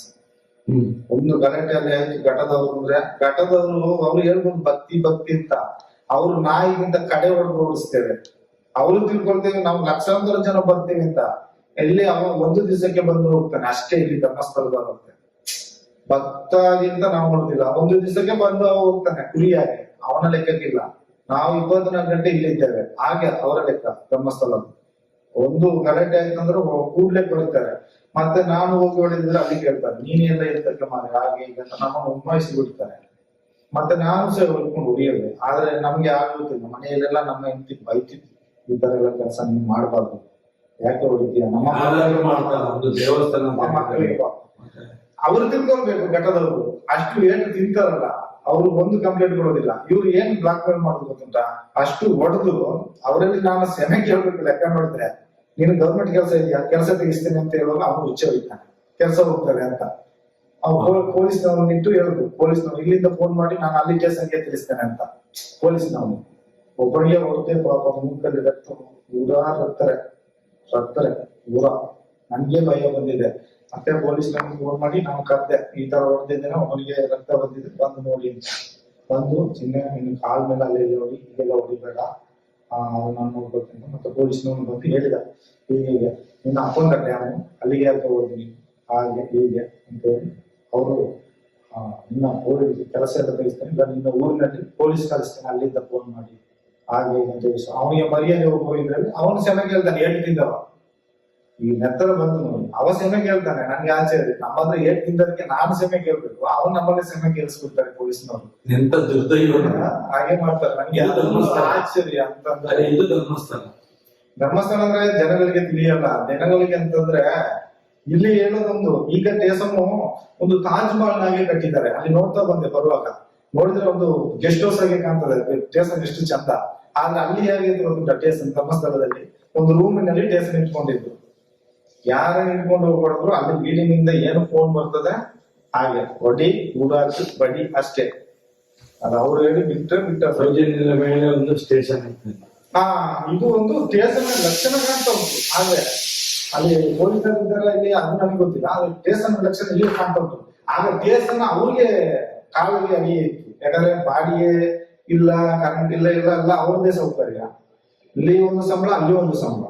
ಮತ್ತೊಂದು ತಾರೀಕು ಆಗುವಾಗ ಅಲ್ಲಿ ಹೋಗಿ ನಮಸ್ಕಾರ ಮಾಡಿ ಎಲ್ಲೊಂದು ಚೀಟಿ ತಗೊಳ್ತಾರೆ, ಕವರಲ್ಲಿ ಮುಗಿ ಕವರ್ ಅದು ಕೊಡ್ತಾರೆ ಪೊಲೀಸ್ನವರು. ಆ ಉದ್ದೇಶಕ್ಕೆ ಅಲ್ಲಿ ಸರ್ಕಾರ ಸಂಬಳ ಬೇರೆ, ಅರ್ಧ ಅವರ ಅಕೌಂಟ್ಗೆ ಬೀಳೋದು. ಇದು ಕೈಯಲ್ಲಿ ಇಸ್ಕೊಳ್ಳೋದು ಕವರ್ ಇದು ಕೈಯಲ್ಲಿ ಇಸ್ಕೊಳ್ಳೋದು ಇರ್ತಿರ್ತಾರಲ್ಲ, ಅವ್ರು ಎಷ್ಟು ಜನ ಪೊಲೀಸರು ಅಷ್ಟು ಜನಕ್ಕೆ ಒಂದೊಂದು ಕವರ್ ಹಾಕಿ ಅಲ್ಲಿ ಕೊಂಡೋಗಿ ಎಕ್ಸ್ಟ್ರಾ ಅಂತ ಕೊಡ್ತಿರ್ತಾರೆ. ಇವರು ಅವತ್ತು ಅಲ್ಲಿ ಹೋಗಿ ನಮಸ್ಕಾರ ಇಸ್ಕೊಂಡು ಬರ್ತಾರೆ.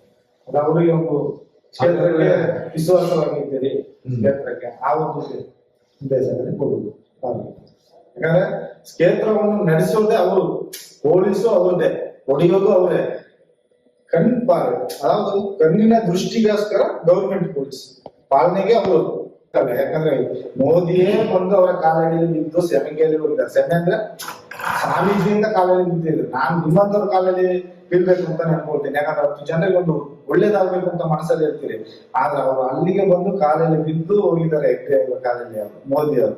ಇವರು ಹೇಗೆ ಹೇಳೋದು ಅಂತ ನನಗೆ ಗೊತ್ತಾಗ ನಂಗೆ ಆಶ್ಚರ್ಯ ಆಗ್ತದೆ. ಅವರು ಒಂದು ರಾಷ್ಟ್ರಪತಿ ಹೋಗ್ಬೇಕು ಜೆಂಟ್ಸ್ ಸ್ಟಾರ್ಟಿಂಗ್ ಅಲ್ಲಿ ಬಂದು ಅವ್ರು ಬರ್ಬೇಕಾದ್ರೆ ಏನ್ ಮಾಡ್ತಿದ್ರು ಗೊತ್ತಾ, ಒಂದು ಕಾರ್ ರೆಡಿ ಮಾಡಿದ್ರು, ಟಾಪ್ ಇಲ್ಲದ ಕಾರ್, ಅದ್ರ ಮೇಲೆ ಹುಲಿಯ ಚರ್ಮ ಇದೆ ನೋಡಿ, ಹುಲಿಯ ಚರ್ಮ ಎಂತದ ಅದನ್ನು ಹಾಸಿದ್ರು.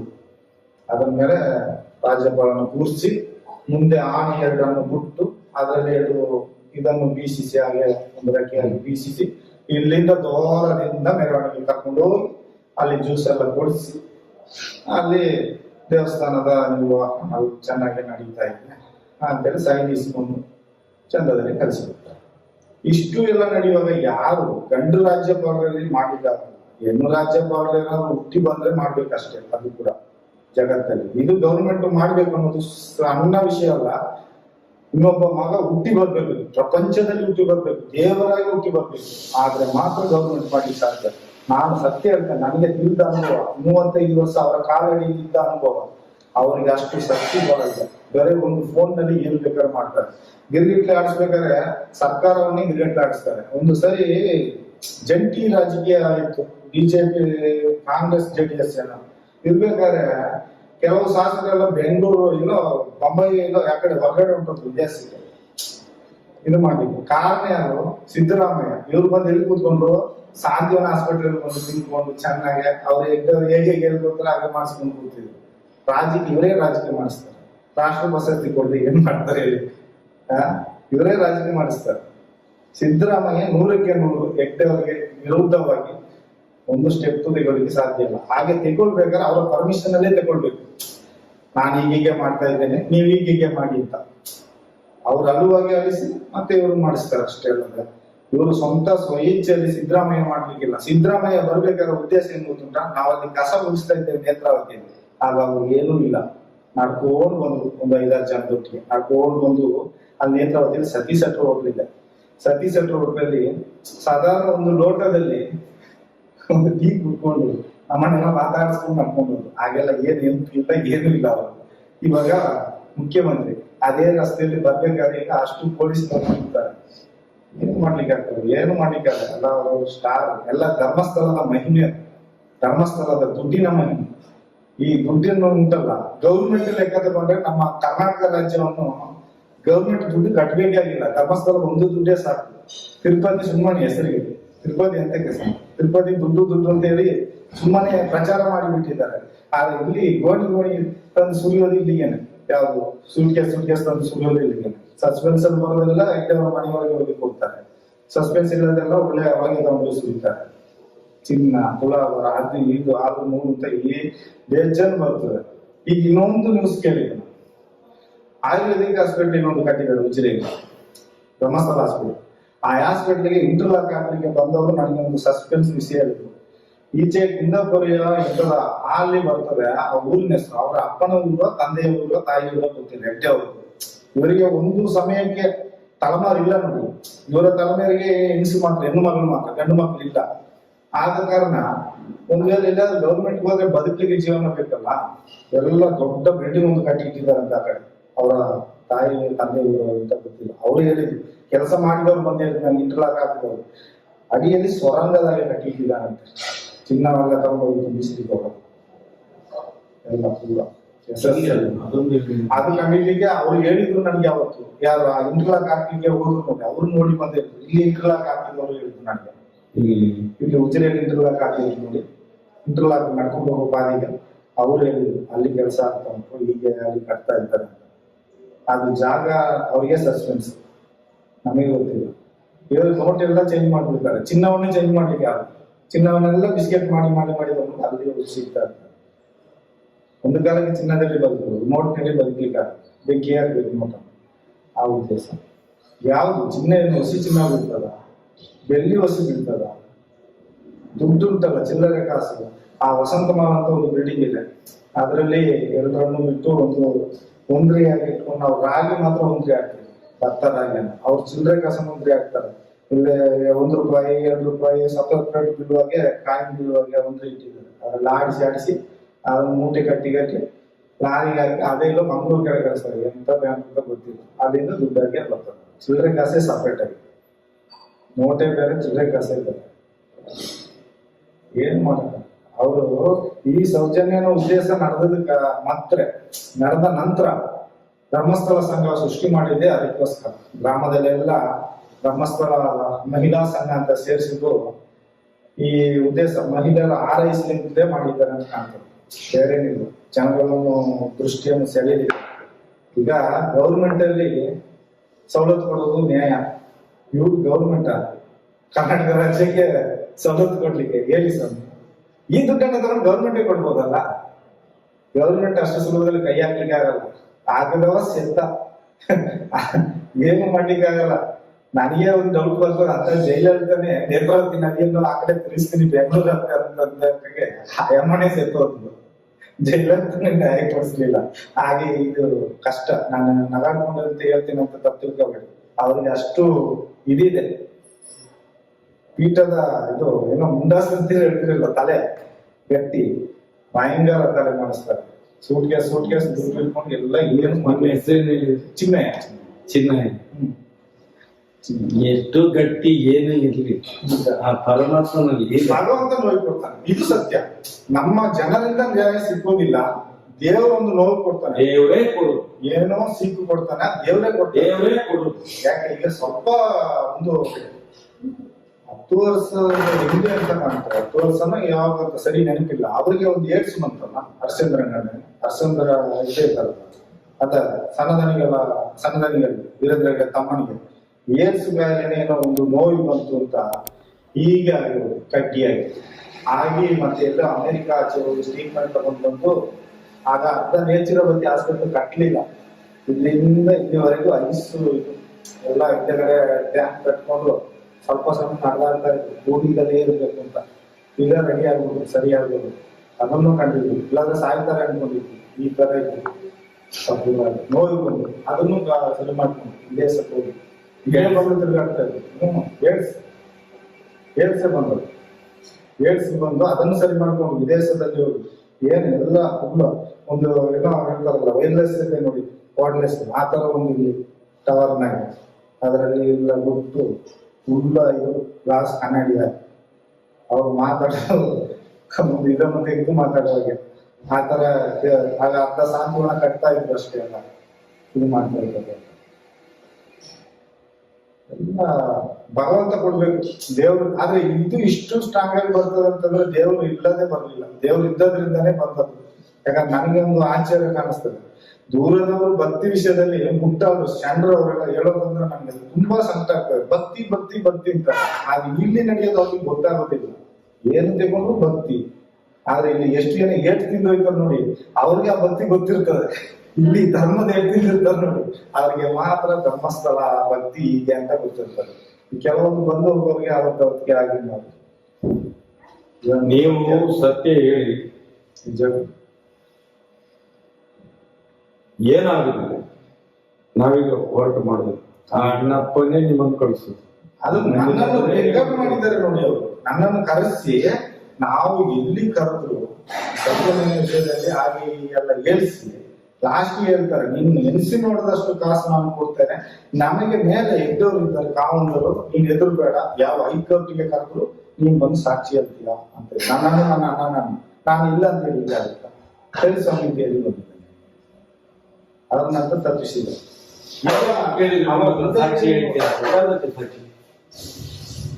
ಅವ್ರು ಏನೋ ಸಾಕ್ಷಿ ಹೇಳಿ ಅವ್ರು ಹೇಳ್ಕೊಟ್ಟಾಗ ಹೇಳ್ಬೇಕು, ಏನಂತ ಗೊತ್ತಿಲ್ಲ. ಅದು ಅವತ್ತಿಗೆ ಹೇಳ್ತಾನೆ ಅಂತಾರೆ. ನಾನು ಅದನ್ನು ಕೇಳಿದ್ದೇನೆ, ಏನ್ ಹೇಳ್ಬೇಕು ಸರ್ ಅಂತ ಕೇಳಿದೆ. ಏನ್ ಹೇಳ್ಬೇಕು ಹೇಳಿ ಸರ್ ಅಂತ. ಇಲ್ಲ ನಾವು ಹೇಳ್ತೀವಿ ಅವತ್ತಿಗೆ, ನಾವು ಹೇಳಿಕೊಟ್ಟಾಗೆ ನೀವು ಹೇಳಿದ್ರೆ ಆಯ್ತು ಅಂತ ಹೇಳ್ತಾರೆ. ಈ ಸುಳ್ಳು ಸಾಕ್ಷಿಯಲ್ಲಿ ಲಾಸ್ಟ್ ನಾನು ಒಳಗೋಗ್ಬೇಕು, ಅವ್ರು ಕೊಡೋ ದುಡ್ಡು ಯಾರು ಕೊಡೋದು? ಲಂಚ ಕೊಡ್ತಾರೆ ಇಲ್ಲ ಅಂತ. ಈ ತರ ಸುಳ್ಳು ಸಾಕ್ಷಿಯಲ್ಲಿ ಹೋಗ್ಬೇಕು ನಾನು. ಅದಕ್ಕೆ ನಾನು ಭಿಕ್ಷೆ ಹೇಳ್ಕೊಂಡು ತಿನ್ನೋದು. ಇದು ರಾಜೇಂದ್ರ ದಾಸ ನೋಡಿ, ರಾಜೇಂದ್ರ ದಾಸ್ ಅದೆಂತ ಹೆಚ್ಚಿಗೆ ಕ್ಯಾಮ್ರಾ ಇಟ್ಕೊಂಡು ಬಂದಿರ್ತಾನೆ. ರೂಮ್ ನಲ್ಲಿ ಕೂರಿಸ್ಕೊಂಡು ಎಂದರಾಡ್ಸಿ ನಮ್ಮ ಎರಡು ರೂಮ್ ಅಲ್ಲಿ ಕೂರಿಸ್ಕೊಂಡು ನಮ್ಮ ಇಬ್ಬರನ್ನು ಕೂರಿಸಿ ಹೇಳ್ತಾರೆ. ಯಾಕಂದ್ರೆ ನಾವು ಹೆಣ ತೆಗೆಯೋದು ನೋಡಿ, ನಮ್ಮ ಕೈಲಿ ಕೇಳಿಸುವಂತ ಏನೋ ಹೇಳ್ತಾನೆ, ಕೈಗೆ ಹೇಳ್ಬೇಕು ಅಂತ. ಅದು ಅಂತ ಪರಿಸ್ಥಿತಿ ಬಂದಾಗ ಹೇಳ್ಬೇಕು. ಹೇಳ್ಬೇಕು ಅಂತ ಹೇಳ್ತಾನೆ. ಆದ್ರೆ ಏನ್ ವಿಷಯ ಅಂತ ಹೇಳಿಲ್ಲ. ಅದು ಹೇಳಿದ್ರೆ ನಮ್ಗೆ ಸೂಟ್ ಕೇಸ್ ನಾವು ಕನಸಲ್ಲಿ ಎನಿಸದಂತ ಕಾಸು ಅಂತಾರೆ ಅವ್ರು ಹೇಳುದು.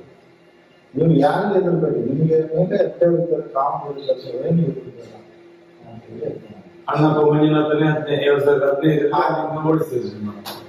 ದೇವರೇ ಕಳಿಸಿದ್ರು ನನ್ನ. ನಿಜವಾಗಿ ಹೇಳ್ಬೇಕಾದ್ರೆ ಆ ಭಗವಂತನೇ ನನ್ನನ್ನು ಕಳಿಸಿದ್ರು. ನನಗೆ ಬುದ್ಧಿ ಕೊಟ್ಟೇ ಓಡಿಸಿದ್ರು.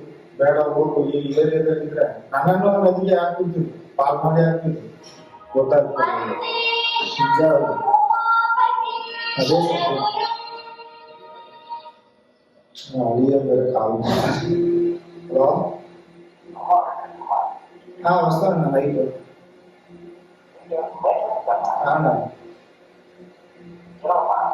బై వెళ్ళిపోతాను. వస్తాను అప్పుడు పోవాలంటే బ్యాంక్ దగ్గర పోతాను.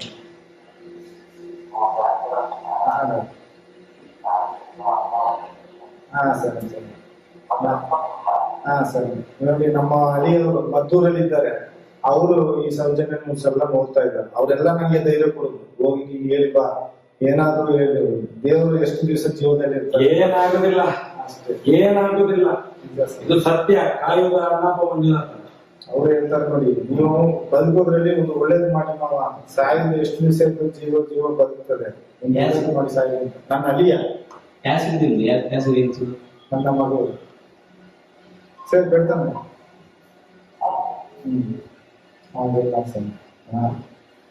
ಆದ್ರೆ ಒಂದು ಹೇಳ್ಬೇಕಂದ್ರೆ ಈ ಯುದ್ಧಕ್ಕೆ ಮೈನ್ ಪಾಯಿಂಟ್ ಅವನನ್ನ ಒಬ್ಬನ ಹಿಡಿದ್ರೆ ಸಾಕು. ಮಲ್ಲಿಕ್ ಜೈನ್ ಹಿಡಿದ್ರೆ ಎಲ್ಲ ಗೊತ್ತಾಗ್ತೋ. ಈಗ ನಮ್ಮ ಹೆಸರು ಉದಯ್ ಜೈನ್. ಅವ ಪಟ್ಟ 1.5 ಗಂಟೆ 2.5 ಗಂಟೆ ರಾತ್ರಿಗೆ ಬುಡುಬುಡುನ ಆಟೋ ಓಡಿಸ್ಕೊಂಡು ಬರ್ತಾನೆ. ಬಂದ್ರೆ ಮಾಹಿತಿ ಕಚೇರಿ ಪಕ್ಕದಲ್ಲೇ ನಿಲ್ಲಿಸ್ತಾನೆ ಆಟೋವನ್ನು. ಇವನ ಆಟೋ ನಿಲ್ಲಿಸಿದ ತಕ್ಷಣವೇ ಆ ಕಡೆಯಿಂದ ಒಂದು ಆಮಿ ಕಾರ್ ಹೋಗ್ತದೆ, ಎಲ್ಲಿ ಡ್ಯಾಮಿನ ಹತ್ರ ಹೋಗ್ತದೆ. ಅವತ್ತಿಗೆ ಒಂದು ಏನ ಸಿಗ್ತದೆ. ನಾವು ಯಾವತ್ತಾದ್ರೂ ಒಂದ್ ದಿವಸ ಆ ತರ ಹೋಗ್ಬೋದು, ಒಂದು ಏನ ಸಿಗ್ತದೆ. ಏನು ಊರಲ್ಲಿ ಕೊಂಡು ಬರ್ತಾರ ಏನು ಗೊತ್ತಿಲ್ಲ. ನಮ್ಮ ಭಯ ನಮಗೆ, ನಾವು ಹೊರಗೆ ಮಲಗ್ತೀವಿ. ಹೊರಗೆ ಒಂದು ಒಂದಕ್ಕೆ ಹೋಗುದು ಓಣಿ ಯಾರು ನಾವು ಆಕತ್ತಲ್ಲಿ ಹೋಗಿ ನೋಡ್ಲಿಕ್ಕೆ ಆಗಲ್ಲ. ನೋಡಿ 2:30 ರಾತ್ರಿಗೆ ನಮ್ಗೇನಿದೆ, 1:30 ರಾತ್ರಿಗೆ ಹೋಗ್ತಾರೆ. ಹಾಗೆಲ್ಲ ನೋಡುವಾಗ ಅವನೊಬ್ಬ ನಾಲಿಗೆ ಹೊರಗೆ ಹಾಕಿಕೊಂಡು ಬಂದ ನೋಡಿ. ಈಗ ಉಜಿರೆಯಲ್ಲಿ ಮೀಟಿಂಗ್ ಆಯ್ತು, ಅಂಥವರೆಲ್ಲ ಅದರಲ್ಲಿ ಸೇರೇ ಇರ್ತಾರೆ ಖಂಡಿತ. ಅವನನ್ನು ನೋಡುವಾಗಲೇ ನಮಗೆ ಗೊತ್ತಾಗ್ತದೆ ನರರಾಕ್ಷಸನ ಅಂತಕ್ಕಂಥದ್ದು. ಅರ್ಧ ನಾಲಿಗೆ ಹೊರಗೆ ಹಾಯ್ಕೊಂಡು ಬರ್ತಾ ಇದ್ದಾನಪ್ಪ, ರಾಕ್ಷಸನಾಗಿ ತಿನ್ನುವಾಗ. ಅವನನ್ನು ಹೆಂಗಸರು ಹೊಡೆಯದೇ ಬಿಟ್ಟದೇ ಹೆಚ್ಚಿನ ಹೆಸರು. ಏನಪ್ಪ ಮನುಷ್ಯ ಜನ್ಮನಾಗಿ ಹುಟ್ಟಿದಾನ ರಣರಾಕ್ಷಸನ. ಹೊಡಿತಾರೆ, ಅಣ್ಣಪ್ಪನೇ ಹೊಡಿತಾರೆ. ಸ್ವಲ್ಪ ಸಮಯ ಅಷ್ಟೇ. ಅಲ್ಲಿ ಒಂದು ಹೆಲಿಕಾಪ್ಟರ್ ಒಂದು ಇದು ಮಾಡಿದ್ದಾರೆ ಅವರು ಧರ್ಮಸ್ಥಳದಲ್ಲಿ, ಸೀಕ್ರೆಟ್. ನಿಮ್ಮಂತ ಹೊರಗಿನವರಿಗೆ ಗೊತ್ತಾಗೋದೇ ಇಲ್ಲ. ಧರ್ಮಸ್ಥಳದಲ್ಲಿ ನೀವು ಗ್ರಾಮದಲ್ಲಿ ಇದ್ದೀವಿ, ಅಲ್ಲಿ ಏನಾಗಿದೆ 2 ಮೀಟರ್ ಸಾಲೆ ಇದೆ ನೋಡಿ. ಆ ಸಾಲೆ ಹಿನ್ನದೆಯಲ್ಲಿ ಒಂದು ರೋಡ್ ಮಾಡಿದ್ದಾರೆ.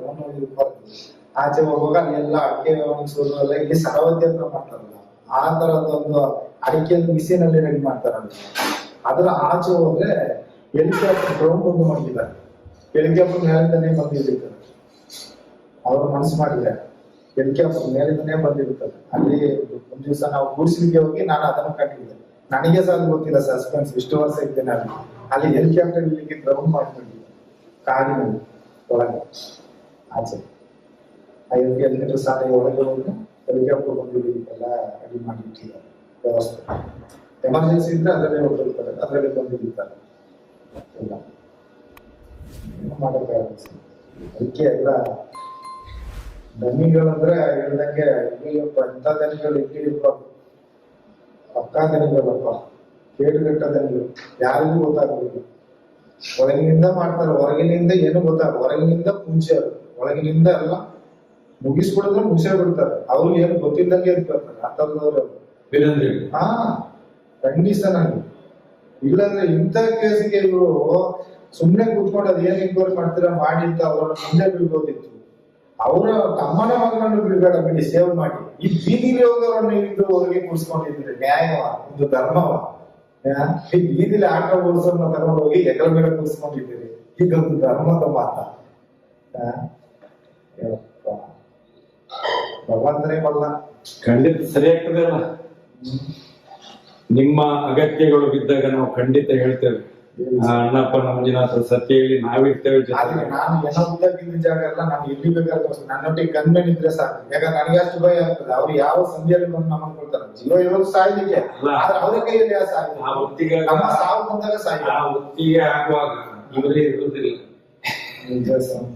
ದೇವರು ಬಿಡುದಿಲ್ಲ. ಇದು ಸತ್ಯ. ಸತ್ಯ ನೈಟದ ಗೊತ್ತಿಲ್ಲ ಸೌಜನ್ಯ ತೀರ್ನ ನೈಟದ ನೀವು ಖಂಡಿತ ಸೌಜನ್ಯ ಮಿಸ್ಸಿಂಗ್ ಆದ ದಿವಸ ಅಲ್ಲಿ ಇರ್ತೀವಿ. ಅಲ್ಲಿಂದ ನಾನಲ್ಲಿಲ್ಲ. ಸಂಜೆ ಟೈಮ್ಗೆ ನಾನಿಲ್ಲ. ಮಿಸ್ಸಿಂಗ್ ಆದ ದಿವಸ ರಾತ್ರಿ ಹುಡುಕುವಾಗ ಎಲ್ಲ ಗೊತ್ತಾದ್ಮೇಲೆ ಬರ್ಲಿಲ್ಲ. 9 ತಾರೀಕಿಗೆ ಬೆಳಿಗ್ಗೆ ಬಂದ. ಹೌದಾ? ಬೆಳಿಗ್ಗೆ ಬಂದು ಈ ಪೊಲೀಸ್ನವ್ರು ಹೋಗುವಾಗ ನನಗೆ ನೀವು ಅಲ್ಲಿ 9 ತಾರೀಕಿಗೆ ಇರ್ತಿದ್ರೆ ಈಗ ಪಕ್ಕ ಐವಿಟ್ನೆಸ್ ನೀವ್ ಆಗ್ತಿದ್ರಿ. ಪಕ್ಕ ಆಗಿದ್ರೆ ನನ್ನ ಹೆಂಡತಿ ನಾನು ಊರಿಗೆ ಅವತ್ತು ಬಂದಿದ್ವಿ. ನಾವು ಒಂದು 2-3 ದಿವಸ ರಜೆ ಮಾಡಿ ಹೋಗಿದ್ವಿ. ಹೌದಾ? ಅವತ್ತು ರಾತ್ರಿ ಬಂದಿದ್ವಿ. ನಮಗೆ ವಿಷಯ ಇದು ಗೊತ್ತೇ ಇಲ್ಲ. ಗೊತ್ತಾಗಿದ್ದು ಈ ಪೊಲೀಸ್ನವ್ರು ನಾಯಿ ಇಟ್ಕೊಂಡು ಹೋಗ್ಬಲ್ಲ ನಮಗೆ ವಿಷಯ ಮರು ದಿವಸ ಬೆಳಿಗ್ಗೆ ಬೇಗನೆ ಬಂದಿದ್ದಲ್ಲ ಪೊಲೀಸ್. ಅಲ್ಲ, ನೀವು ಸೌಜನ್ಯ 10ನೇ ತಾರೀಕಿಗೆ ಬಾಡಿ ಎಷ್ಟು ಗಂಟೆಗೆ ನೋಡಿದ್ದು? ಬೆಳಿಗ್ಗೆ ನೋಡಿದ್ದಾರೆ. ಬೆಳಿಗ್ಗೆ ನೀವು ಎಷ್ಟು ಗಂಟೆಗೆ? ಇವ್ರಿಗೆಲ್ಲ ವಿಷಯ ತೋರೋ ಲೇಟ್ ಆಯ್ತೇನೋ. ನೀವು ಎಷ್ಟು ಗಂಟೆಗೆ ನೋಡಿದ್ದು ಸರ್? ಅಲ್ಲ, ನಾನು ಆ ಸ್ಪಾಟಿಗೆ ಹೋಗ್ಲಿಕ್ಕೆ ನನ್ಗೆ ವಿಷಯ ಕೇಳ್ಪಟ್ಟು. ಅಲ್ಲ, ವಿಷಯ ಕೇಳಿದ್ದು ನಿಮ್ಗೆ ಸೌಜನ್ಯ ಬಾಡಿ ಸಿಕ್ಕಿತ್ತು 10ನೇ ತಾರೀಕಿಗೆ ಅಂತ. ಅಲ್ಲೊಂದು ಅಂದಾಜು ಎಷ್ಟು ಗಂಟೆ ನಿಮ್ಗೆ? 7:30 ಇರ್ಬೋದು. 7:30-8 ಗಂಟೆ ಇರ್ಬೋದು. ಎಲ್ಲ ಬೆಳಿಗ್ಗೆ ಅವ್ರು ಪೊಲೀಸ್ನವ್ರು ನೋಡಿ ಬಂದವರು. ಮತ್ತೆ ಈಗ ಪೊಲೀಸ್ನವರು ಕೋರ್ಟ್ ಅಲ್ಲಿ ಹೇಳಿದ್ರೆ 10:30 ಗಂಟೆಗೆ ಸಿಕ್ಕಿತ್ತು ಅಂತ ಹೇಳ್ತಾರೆ. ಅದೇ ಅವ್ರು ಏನೇನು ಬರ್ತಾರೆ ಅಂತ ನೋಡಿ ಒಂದು ಹೇಳ್ತೇನೆ. ನಾನು ಒಂದು ನ್ಯೂಸ್ ನೋಡಿದೆ, ಒಂದೇ ನ್ಯೂಸ್ ನೋಡಿದೆ ಟಿವಿನ. ಡಿ ಡಿ ಚಂದನದಲ್ಲಿ ಪರ್ಫೆಕ್ಟ್ ಆಗಿ ಒಬ್ಬ ಮನುಷ್ಯ ತಟ್ ಅಂತ ಹೇಳಿ ಅಂತ ಒಂದು ಪಕ್ಷ ಇದು ಬರ್ತದೆ. ತಟ್ ಅಂತ ಹೇಳಿ ಅಂತ ಒಂದು ವಾಕ್ಯ ಇದು ಬರ್ತದೆ ಪ್ರೋಗ್ರಾಮ್. ಆ ಪ್ರೋಗ್ರಾಮ್ ನಲ್ಲಿ ಇದ್ದವ ಅವ ಪಿಕ್ಚರ್ ನಲ್ಲಿ, ಹಿಂದಿನ ಪಿಕ್ಚರ್ ನಲ್ಲೆಲ್ಲ ಇರುವವ ಅವ ಹೇಳ್ತಾನೆ ಕರೆಕ್ಟ್ ಆಗಿ. ಅದನ್ನು ನಾನು ಗೋಚರ ಮಾಡಿದೆ. ಆದ್ರೆ ಈ ಡೆಡ್ ಬಾಡಿಯನ್ನು ತಗೊಂಡು ಹೋಗುವಾಗ ಅಲ್ಲಿ ಡಾಕ್ಟರ್ ಬರ್ಲೇಬೇಕು. ಡಾಕ್ಟರ್ ಇಲ್ಲದೆ ಏನು ಮಾಡಿದ್ದಾಗಲ್ಲ. ಅದನ್ನೆಲ್ಲ ಪರಿಶೋಧನೆ ಮಾಡ್ಲೇಬೇಕು. ಅದನ್ನು ಹೇಳ್ತಾರೆ ಪೊಲೀಸ್ನವರು. ಒಂದೊಂದು ಇಂಚು ನೋಡ್ಬೇಕು ಅಂದ್ರೆ ಅದನ್ನು ಹೇಳ್ತಾರೆ. ಲಾಸ್ಟ್ಗೆ ನೀವು ಪೋಸ್ಟ್ ಮಾರ್ಟಮ್ ಮಾಡುವಾಗ ಆ ಗಂಟಲಿನಲ್ಲಿ, ಸ್ಟಮಕ್ ನಲ್ಲಿ ಇರುವಂತಹ ಆಹಾರವನ್ನು ಶೇಖರಣೆ ಮಾಡಬೇಕು. ಏನನ್ನೂ ಮಾಡ್ಲಿಲ್ಲ. ಲಾಸ್ಟ್ಗೆ ಎಲ್ಲವನ್ನು ಬಿಟ್ಟು ಉಜಿರೆ ಹಾಸ್ಪಿಟಲ್ ಇದ್ರು ನೋಡಿ, ರಶ್ಮಿ ಆ ಡಾಕ್ಟರ್ ಕರ್ಕೊಂಡು ಹೋಗಿದ್ದಾರೆ. ಕಾರಣ ಹೆಣ್ಣು ಡಾಕ್ಟರ್ ಪೋಸ್ಟ್ ಮಾರ್ಟಮ್ ಮಾಡ್ಬೋದು ತೋರಿಸ್ಕೊಳ್ಳಿಕ್ಕೆ. ಅದಕ್ಕಿಂತ ಇವರು ಮಂಗಳೂರಿಗೆ ಕಳ್ಸಿಬೋದಿತ್ತು ಪೋಸ್ಟ್ ಮಾರ್ಟಮ್. ಎಲ್ಲಿ ಕಳ್ಸಿದ್ರು ಮುಚ್ಚಾಕ್ತಾರೆ ಅವರು. ಯಾಕಂದ್ರೆ ಇಲ್ಲಿ ಮುಚ್ಚಾಕ್ತಾರೆ, ಅಲ್ಲಿ ಮುಚ್ಚಾಕದಿರ್ತಾರ. ಅದು ನಿಜವಾಗಿ ನೀವು ಸತ್ಯ ಹೇಳಿದ್ರೆ ಯಾರೋ ಒಬ್ಬ ಪುಣ್ಯಾತ್ಮ ಭೇಟಿ ಹೇಳಿದ್ರು, ನಾನು ನ್ಯೂಸ್ ಅಲ್ಲಿ ನೋಡಿದ್ದೇನೆ.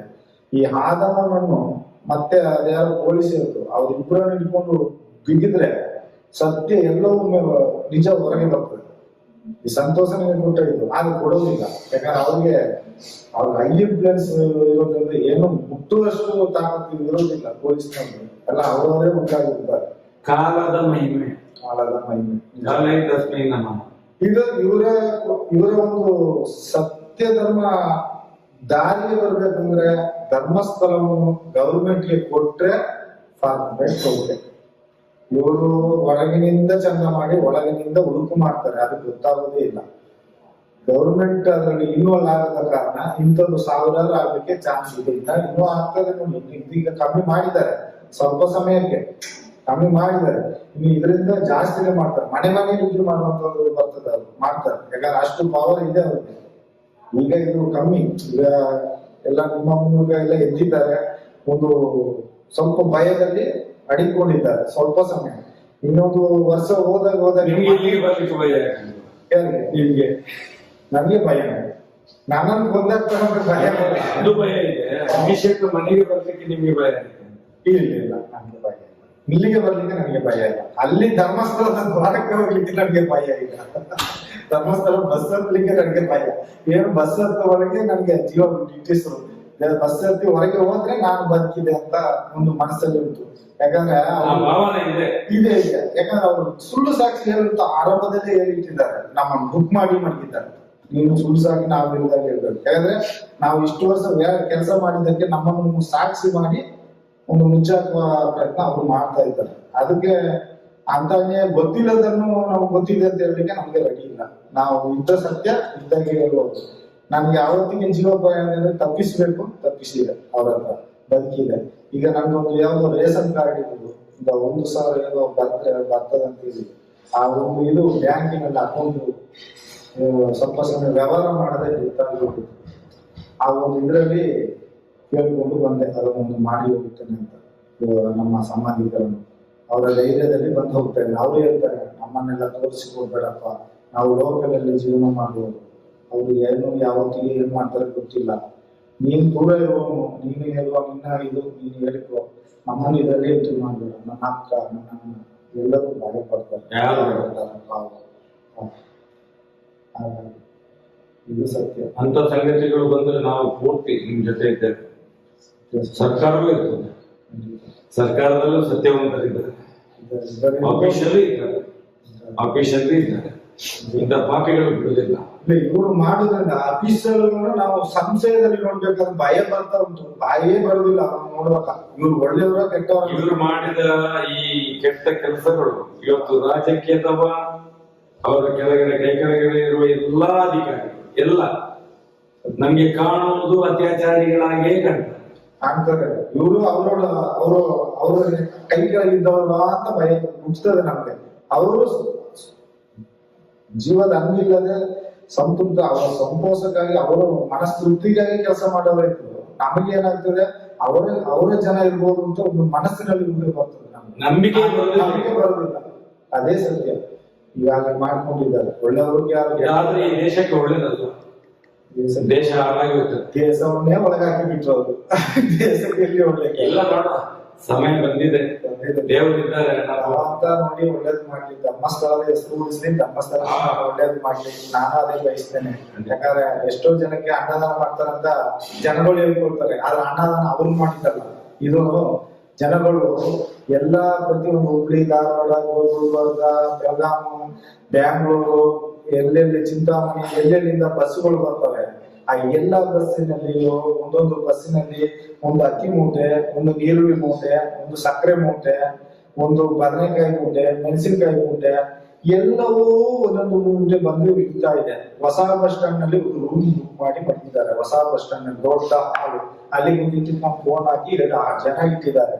ಒಂದು ತಳ್ಳೋ ಕೈ ಗಾಡಿ ಇದೆ, ಅದನ್ನೆಲ್ಲ ಗಾಡಿಗೆ ನಿಲ್ಲಿಸಿ ಬಸ್ಸಿನಲ್ಲಿ ಬಂದದನ್ನ ನಿಲ್ಲಿಸಿ ಕೋಣೆ ಹಿಡ್ಕೊಂಡು ಹೋಗಿ ತುಂಬಿಸಿ ಸಾಯಂಕಾಲ ಆಗುವ ಟ್ಯಾಂಕ್ ಬಂದು ತುಂಬಿಕೊಂಡು ಹೋಗಿ ಉಗ್ರಾಣದಲ್ಲಿ ತುಂಬುತ್ತಾರೆ. ಇವ್ರದ್ದು ₹1 ಕಾಸೇನು ಹೋಗುದಿಲ್ಲ. ಎಲ್ಲವೂ ಜನಗಳು ಸೇವೆಗೆ ಈ ಅನ್ನದಾನಕ್ಕೆ ಇವ್ರದ್ದು 10 ಪೈಸೆ ಬೀಳುದಿಲ್ಲ, ದುಡ್ಡೇ ಇಲ್ಲ. 10 ಪೈಸೆ ದುಡ್ಡಿಲ್ಲ. ಹಾಗೆ ಬಿಟ್ಟರು ಕಾಣಿಕೆ ದುಡ್ಡೇ ಬಿಡ್ಬೇಕು ಅಂತ ಅನಿಸ್ತಾಗಿಲ್ಲ. ಇವ್ರದ್ದು ಸಂಪಾದನೆ ಮಾಡಿ ಬೆವರು ಸುರಿಸಿ ಸಂಪಾದನೆ ಮಾಡಿ ₹1 ದುಡ್ಡು ಅಲ್ಲಿ ಇರ್ಲಿಕ್ಕಿಲ್ಲ. ನನಗೆ ತಿಳಿದ ಮಟ್ಟಿಗೆ, ನನ್ನ ಒಂದು ತಿಳಿದ ದೇವರ ಒಂದು ಸತ್ಯದಲ್ಲಿ ಹೇಳ್ಬೇಕಂದ್ರೆ ಅವರು ಬೆವರು ಸುರಿಸಿ ₹1 ದುಡ್ಡು ಇರ್ಲಿಕ್ಕಿಲ್ಲ. ಆದ್ರೆ ಈ ಲಂಚ ಕೊಡೋದು ಇನ್ನೊಂದೆಲ್ಲ ಮಾಡ್ತಾರೆ ನೋಡಿ, ಬಿಸಾಕೋದು ಹೀಗೆ ಮಾಡ್ತಿಲ್ಲ. ಸ್ಟಾರ್ಟಿಂಗ್ ಸಂಬಳ ಕೊಡ್ಬೇಕಾದ್ರೆ ಹೀಗೆ ನಾವೆಲ್ಲ ದುಡ್ಡು ಹೋದ್ರೆ ಕೈಗೆ ಕೊಡುತ್ತಿಲ್ಲ, ರಬ್ಬರ್ ಗುಂಡಾಗಿ ಇಟ್ಕೊಳ್ಳೋದು. ಹೀಗೆ ಸಂಬಳ ಬಿಸಾಕೋದು ನಮ್ಮ ಕೈಯಲ್ಲಿ. ನಾವು ಈಗ ಇಟ್ಕೊಳ್ಬೇಕು, ಕ್ಯಾಚ್ ಇಟ್ಕೊಳ್ಬೇಕು. ನಾವು ತಿಂಗಳೆಲ್ಲ ದುಡ್ಡ ಸಂಬಳವನ್ನು ಈಗ ಕ್ಯಾಚ್ ಇಡ್ಬೇಕು ಅಲ್ಲಿ. ಆವಾಗ ನಮಗೆ ಆಗ ನಮ್ಗೆ ಸಂಬಳ ಎಷ್ಟು ಗೊತ್ತಿಲ್ಲ, ₹25 ಸಂಬಳಕ್ಕೆ ಬಂದು ಸೇರೋದು ನಾವು. ಇವಾಗ ₹100 ಸಂಬಳ ಕೊಡ್ತಾ ಇದ್ದಾರೆ. ₹25 ಸಂಬಳಕ್ಕೆ ನಾನು ಕೊಡ್ತೀನಿ ಒಂದು ದಿವಸಕ್ಕೆ. ನಾನು ದುಡ್ಡಿಗೆ ಲಬರ್ ಬ್ಯಾಂಡ್ ಹಾಕಿ ಬಿಸಾಡೋದು. ಅದರಲ್ಲಿ ಒಂದು ಹೆಸರು ಇಟ್ಟು ಚಿನ್ನಯ್ಯ, ಮಹಾರಾಷ್ಟ್ರ ಈಗ ಅನ್ಸ್ಬಿಡ್ತಾರೆ ರಬ್ಬರ್ ಬ್ಯಾಂಡ್ ಹಾಕಿ. ನಾವು ಅಷ್ಟು ಊರಲ್ಲಿ ಒಂದು ಕಾಟೆ ನಿಂತ್ರೆ ಬಿಸಾಕು, ಕೈಯಲ್ಲಿ ಕೊಡುವಂತ ಹೆಸರು. ಈಗೆಲ್ಲ ಸ್ವಲ್ಪ ಸಮಯ ಕೈಗೆ ಸಿಗ್ನೇಚರ್ ತಗೊಳ್ತಾರೆ. ಈಗ ಸ್ವಲ್ಪ ಸಮಯ ಆದ ನಂತರ ಸ್ವಲ್ಪ ಸೈನ್ ಮಾಡಿಸುವುದು, ಸಂಬಳ ಕೊಡೋದು ಈಗೆಲ್ಲ ಮಾಡ್ತಾರೆ. ಅವತ್ತು ನಮ್ಗೆ ದುಡ್ಡು ಕೊಡುವಾಗ ಆಗ್ಲೇ ಮಾಡಿದ್ರು. ಎಷ್ಟು 3.5 ಲಕ್ಷ ತಂದದ್ದು ದುಡ್ಡನ್ನು 4 ಜನರಿಗೆ. 6 ಕಟ್ಟೆಯನ್ನು ತಂದು ನಾನೇ ನೋಡಿದ್ದೇನೆ. ಆ ಕಟ್ಟೆ ಅಲ್ಲೇ ಇದೆ ನಮ್ಮ ಮನೆಯ. ಬರೀ 2 ಕಟ್ಟೆಗೆ 4 ಜನಕ್ಕೆ ಸರಿ ಮಾಡಿ ಮಿಕ್ಕಿದನ್ನು ಟ್ರಾವೆಲ್ ಆಗಿ ತುಂಬಿದ್ರು. ತಿಂದು ತೇಗಿದ್ದು ಮ್ಯಾನೇಜರ್ ನೋಡ್ರೆ. ಇನ್ನು ಅವ್ರು ಕೊಂಡೋಗಿ ಅಲ್ಲಿ ಕೊಟ್ಟರೆ ಇಲ್ಲ ದೇವರಿಗೆ ಗೊತ್ತು. ನಾವಿಷ್ಟು ದುಡ್ಡನ್ನು ಉಳಿಸಿದ್ದೇವೆ ಅಂತ ಹೇಳಿ ದೇವರಿಗೆ ಕೊಟ್ಟು ಒಳ್ಳೆ ಹೆಸರು ತಗೊಂಡ್ರ ಎಂತದ ಭಗವಂತ ಒಪ್ಪಲ್ಲ. ಆದ್ರೆ ನಾವು 25 ವರ್ಷ 26 ಅಲ್ಲಿ ಬಿಟ್ರಲ್ಲ ಸ್ವಾಮಿ, ಅಲ್ಲಿ ಕೆಲಸ ಮಾಡುವವನ್ನೇ ಬಿಡುದಿಲ್ಲ, ಕೆಲಸ ಮಾಡುವವರಿಗೆ ಅಲ್ಲಿ ಅಲ್ಲ, ನೀವು ಬಿಟ್ಟು ಹೋಗೋರಲ್ಲ. ಹೌದು, ನಾವೊಮ್ಮೆ ನೋಡಿ ಹೋಗ್ತೀವಿ ಅಂತ ಹೇಳಿ ಬಿಡ್ಬೇಕಲ್ಲ. ಇಲ್ಲಿಂದ ಈಚೆನೆ ಕಳ್ಬೇಕು, ಅಲ್ಲೆಲ್ಲ ಹೋಗ್ಲಿಕ್ಕಿಲ್ಲ, ಎಲ್ಲರೂ ಊರಿಗೆ ಹೋಗ್ತಾರೆ, ಅಲ್ಲಿ ಹೋಗ್ತಾರೆ, ಇಲ್ಲಿ ಹೋಗ್ತಾರೆ, ಕಳಿಸಿ ಆಯ್ತು ನಮ್ಗೆ. ಅಲ್ಲಿ ಬರುವ ಜನಗಳು ಇವರಾಗೆ ಆದ್ರೆ ನಾವು ತಿಳ್ಕೊಳ್ಳೋದು ಎಲ್ಲರಿಗೂ ಗೊತ್ತಿಲ್ಲದೆ ಇವ್ರು ಮಾಡೋಣಿ ಅಂತ. ಯಾಕಂದ್ರೆ ಅವ್ರಿಗೆ ಆಲ್ರೆಡಿ ಗೊತ್ತಿರ್ತದೆ. ಯಾಕಂದ್ರೆ ಇಷ್ಟು ವರ್ಷಗಟ್ಟಲೆ ನಾವು ಕೆಲಸ ಮಾಡಿದವ್ರು ನಾವು ಹೊರಗೆ ಹೋದ ಮೇಲೆ ಅವ್ರು ಕೇಳದೇ ಇರ್ತಾರೆ. ಎಲ್ಲ ನಮ್ಮಿಂದಲೇ ಇಂಪ್ರೂವ್ ಆದದ್ದು. ಆ ಕಸವನ್ನು ಅಷ್ಟು ಅಭಿವೃದ್ಧಿ ಮಾಡಿ, ಅಷ್ಟು ಸ್ವಚ್ಛತೆ ಮಾಡಿ. ಒಂದು ವೇಳೆ ಇನ್ಕ್ವೈರಿ ಮಾಡಿದ್ರೆ ಯಾವುದೇ ದಾಖಲೆ ಇಲ್ಲದ ಹೆಣಗಳನ್ನು ಭೂತತ್ತಲು ನೀವು ತೋರಿಸ್ತೀವಿ. ಖಂಡಿತ ತೋರಿಸ್ತೇನೆ. ನನಗೆ ಒಂದು ಸೇಫ್ಟಿ ಇದ್ರೆ ನಾನೇ ಕರ್ಕೊಂಡೋಗಿ ತೋರಿಸಿದ ಜಾಗದಲ್ಲಿ, ಆ ಜಾಗದಲ್ಲಿ ಎಲ್ರು ಬರದಿದ್ರೆ ನನ್ನನ್ನು ಕೇಳಿ ಅವರು. ನಾನು ತೋರಿಸಿದ ಜಾಗದಲ್ಲಿ ಎಲ್ರು ಬರದಿದ್ರೆ ನನ್ನನ್ನು ಕೇಳಿ. ಆದ್ರೆ ಈ ವಿಷಯ ಹೊರಗೆ ಗೊತ್ತಾಗಿ ಏನಾದ್ರು ಮಾಡ್ಲಿಕ್ಕೆ ಚಾನ್ಸ್ ಇಲ್ಲ. ಆದ್ರೆ ಅಷ್ಟು ಜಾಗ ಇದೆ, ಒಂದು ಜಾಗ ಆದ್ರೆ ಗೊತ್ತು. ನಾನು ಹಾಕಿದ ಜಾಗ ಅವ್ರಿಗೆ ಗೊತ್ತಿರ್ಲಿಕ್ಕಿಲ್ಲ. ಯಾಕಂದ್ರೆ ಕೊರಗಪ್ಪ ಇದ್ರು ಮ್ಯಾನೇಜರ್. ಕೊರಗಪ್ಪನ ಕಾಲದಿಂದ ಎತ್ಕೊಂಡ್ರೆ ಈಗ ಎಷ್ಟು ಜನ ಅಂತ ಹೇಳ್ತಾರೆ, 25 ವರ್ಷ ಆಯ್ತು ಅಂದ್ರೆ ನೀವೇ ಲೆಕ್ಕ ಮಾಡಿ. ಅಲ್ಲಿ ಕೆಲಸದ ಜನವೇ ಇಲ್ಲ, ನೀವೇ ಕೊಂಡೋಗಿ ಹಾಕಿದ್ರೆ ಬೇರೆ ಗೊತ್ತಿರ್ತದೆ. ಅದು ನನಗೆ ಮಾತ್ರ ಅದೇ ನಾಯಿ ಹಾಕಿ ಕೊಂಡೋಗಿ ಹಾಕಿದ್ರೆ ಅವಳು ಬಿಡು ಅಷ್ಟೇ. ನಮ್ಮ ಮನೆಯಲ್ಲಿ ನಾಯಿ ಹೇಳ್ಕೊಂಡು ಹೋಗೋದು, ಆ ಜನ ಇಲ್ಲ. ಒಬ್ಬ ಏನ್ ಮಾಡುದು, ನಾನು ಎತ್ಕೊಂಡು ಹೋಗ್ಲಿಕ್ಕೆ ಹೇಳ್ಕೊಂಡು ಆ ಮುಗಿಯನ್ನು ಎಷ್ಟು ನಾನು ಹೇಳ್ಕೊಂಡು ಯಾಕಂದ್ರೆ ಅಲ್ಲಿ ನಾಯಿ ಸತ್ತಾಗೆ ಅವರು ಹೇಳುದಾಗೆ ಒಂದು ಹೆಣ ಸತ್ತು, ಚಿನ್ನ ನಿಮ್ಗೆ ಅಲ್ಲೊಂದು ಉಂಟು ಮಣ್ಣು ಹಾಕ್ಲಿಕ್ಕೆ ಅಂತ ಹೇಳ್ಬಿಡ್ತಾರೆ. ಮತ್ತೆ ನಾನೇ ಅದು ಮಣ್ಣು ಹಾಕ್ಲಿಕ್ಕೆ ನಾಯಿ ಅಂತಲೇ ಆಗ ಜನ ಸತ್ರ ನಾಯಿ ಅಂತಲೇ. ಇಲ್ಲಿ ಘಟ್ಟದಲ್ಲಿ ಅದ್ರ ಪೂಜೆ ಮಾಡಿ ಗಂಧದ ಕಡ್ಡಿ ಹಚ್ಚಿ ಅದನ್ನು ತೆಕೊಂಡು ಹೋಗಿ ಮಣ್ಣು ಮಾಡ್ತಾರೆ ಎಲ್ಲ ಊರಿನಲ್ಲಿ. ನಮ್ಮ ಸಂತದವರಾದ್ರೂ ನಾವು ಅದೇ ಮಾಡ್ತೀವಿ. ಆದ್ರೆ ಇಲ್ಲಿ ಹಾಗೆ ಯಾರು ಸತ್ತ ಅನಾಥ ಅವ್ರು ಹೇಳ್ತಾರಲ್ಲ, ಧರ್ಮಸ್ಥಳದ ಸತ್ರ ಆ ಚಂದ್ರಶೇಖರ ಅಯ್ಯ ಅಂತಾರಲ್ಲ, ಅವರ ಕೈಯಲ್ಲಿ ಸುಮಾರು ಇದ್ದಾಗ ನಾನು ಕೊಟ್ಟಿದ್ದೇನೆ ಚಿನ್ನ ಎಲ್ಲ. ಆದ್ರೆ ಆಗ ನನಗೆ ಗೊತ್ತಾಗ್ತಿರ್ಲಿಲ್ಲ. ಚಂದ್ರಶೇಖರ ಅಯ್ಯ ಬರುವಾಗ ನನಗೆ ಗೊತ್ತಾಗಿದೆ. ಅವ್ರು ಸಸ್ಪೆನ್ಸ್ ಅಲ್ಲಿ ಮಾಡ್ತಿದ್ರು. ಅವರು ಸಿನಿಮಾಗಳು ಅವರು ರೈಟ್ ಇರುವಾಗ ಚಂದ್ರಶೇಖರ ಅಯ್ಯ ಇರುವಾಗ ಎಂತದ್ದು, ಈ ಹೆಂಗಸರು ಸಾಯ್ತಾರೆ ನೋಡಿ, ಕಿವಿಯಲ್ಲಿ ಏನಾದ್ರು ಇದ್ರೆ ಅದನ್ನು ಬಿಚ್ಚಿಸಿ ಕೊಡುವಂತ ತಗೊಂಡು ಅದನ್ನು ತಗೊಂಡು ಕ್ಯಾನ್ಸಲ್ ಚೇಂಜ್ ಮಾಡ್ತೀನಿ. ಸರ್ ಏನ್ ಸರ್ ಮಾಡ್ತೀರಿ ಅಂತಂದ್ರೆ, ಇಲ್ರಿ ಅದೆಲ್ಲ ಲೆಕ್ಕ ಹೋಗಿದ್ರಿ ಸರ್ಕಾರಕ್ಕೆ, ನಿಮ್ಗೆ ಗೊತ್ತಿಲ್ಲರಿ, ಹೋಗ್ರಿ ನೋಡಿ ಇನ್ನೂರು ರೂಪಾಯಿ ಕೊಟ್ಬಿಡ್ಬೇಕಂತ. ಚಿನ್ನ ಕಿವಿಯಲ್ಲಿ ಏನಾದ್ರು ಇರ್ತದಲ್ಲ ಅದನ್ನು ಬಿಚ್ಚಿ ತೊಳೆದು ಕೊಡ್ಬೇಕು. ನಾನು ತೊಳೆದು ಕವರಲ್ಲಿ ಹಾಕಿ ಇವರ ಕೈಯಲ್ಲಿ ಅದು ಕೊಟ್ರೆ ನನ್ನೇ ಕಡೆ ಹೋಗಿ ಒಂದು ಫ್ಯಾನ್ಸಿ ಇಲ್ಲಿ ಅದು ಬೇರೆ ಎಕ್ಸೈಜ್ ಅದೇ ಸೇಮ್ ಟೈಪ್ ಪೀಸ್ಕೊಂಡ್ ಬಂದ್ಬಿಡ್ತೀನಿ. ನಾನೊಂದ್ಸರಿ ಕೇಳಿದೆ, ಏನ್ ಸರ್ ನೀವು ಈ ತರ ಮಾಡ್ತೀರಿ ಅಂತಂದ್ರೆ, ಇಲ್ಲ ರೀ ಅದೆಲ್ಲ ಸರ್ಕಾರಕ್ಕೆ ಲೆಕ್ಕ ಕೊಡ್ಬೇಕು ಅಂತ ತಗೊಳ್ಳಿ, ಚಾಕ್ರಿ ಹೋಗ್ಲಿ ಅಂತ ಕಳ್ಸ್ಕೊಡ್ಬೋದು. ಮಾತಾಡ್ಬೇಕು. ನಮಗೆ ಒಂದೇ ಹಣ ಮುಂದಾಗ್ತಾರೆ, ಒಬ್ಬನಿಗೆ 55 ರೂಪಾಯಿ. 4 ಜನ ಹೋಗ್ಬೋದು, 4 ಜನ ಇಲ್ಲದ್ರೆ ತಗೊಳ್ಳಿ. ನಾನು ಇಬ್ರು ಮಾಡ್ತಿದ್ವಿ, 200 ರೂಪಾಯಿ ತಗೊಳ್ಳಿ. ಇಬ್ರು ಹೋದ್ರೆ 300 ರೂಪಾಯಿ ಬರಕ್ಷ ಏನೋ ಹೋಗ್ತಾರೆ. ಈಗ ಹಾಗೆ ಪರಿಸ್ಥಿತಿ. ಏನೋ ಇನ್ನಾದ್ರೂ ಒಳ್ಳೆ ಕಾಲ ಬರ್ತದ ನೋಡೋಣ. ಖಂಡಿತ ಬರ್ತದಪ್ಪ. ನಮ್ಮ ಎಲ್ಲ ಸತ್ಯಗಳದು ಸತ್ಯ ಬರ್ಲೇಬೇಕು. ಆ ಅಣ್ಣಪ್ಪನ ಸತ್ಯ, ಮಂಜುನಾಥನ ಸತ್ಯ, ನಿಮ್ಗೆ ಆಗುದಿಲ್ಲ. ನಿಮ್ಗೆ ನಾವಿದ್ದೇವೆ ನಿಮ್ ಜೊತೆಯಲ್ಲಿ. ಕೆಲಸ ಎಲ್ಲಿ ಕರೆದ್ರು ನಾವು ಬರ್ತೀವಿ. ನಮ್ಗೆ ರಕ್ಷಣೆ ಮಾತ್ರ ಸರ್.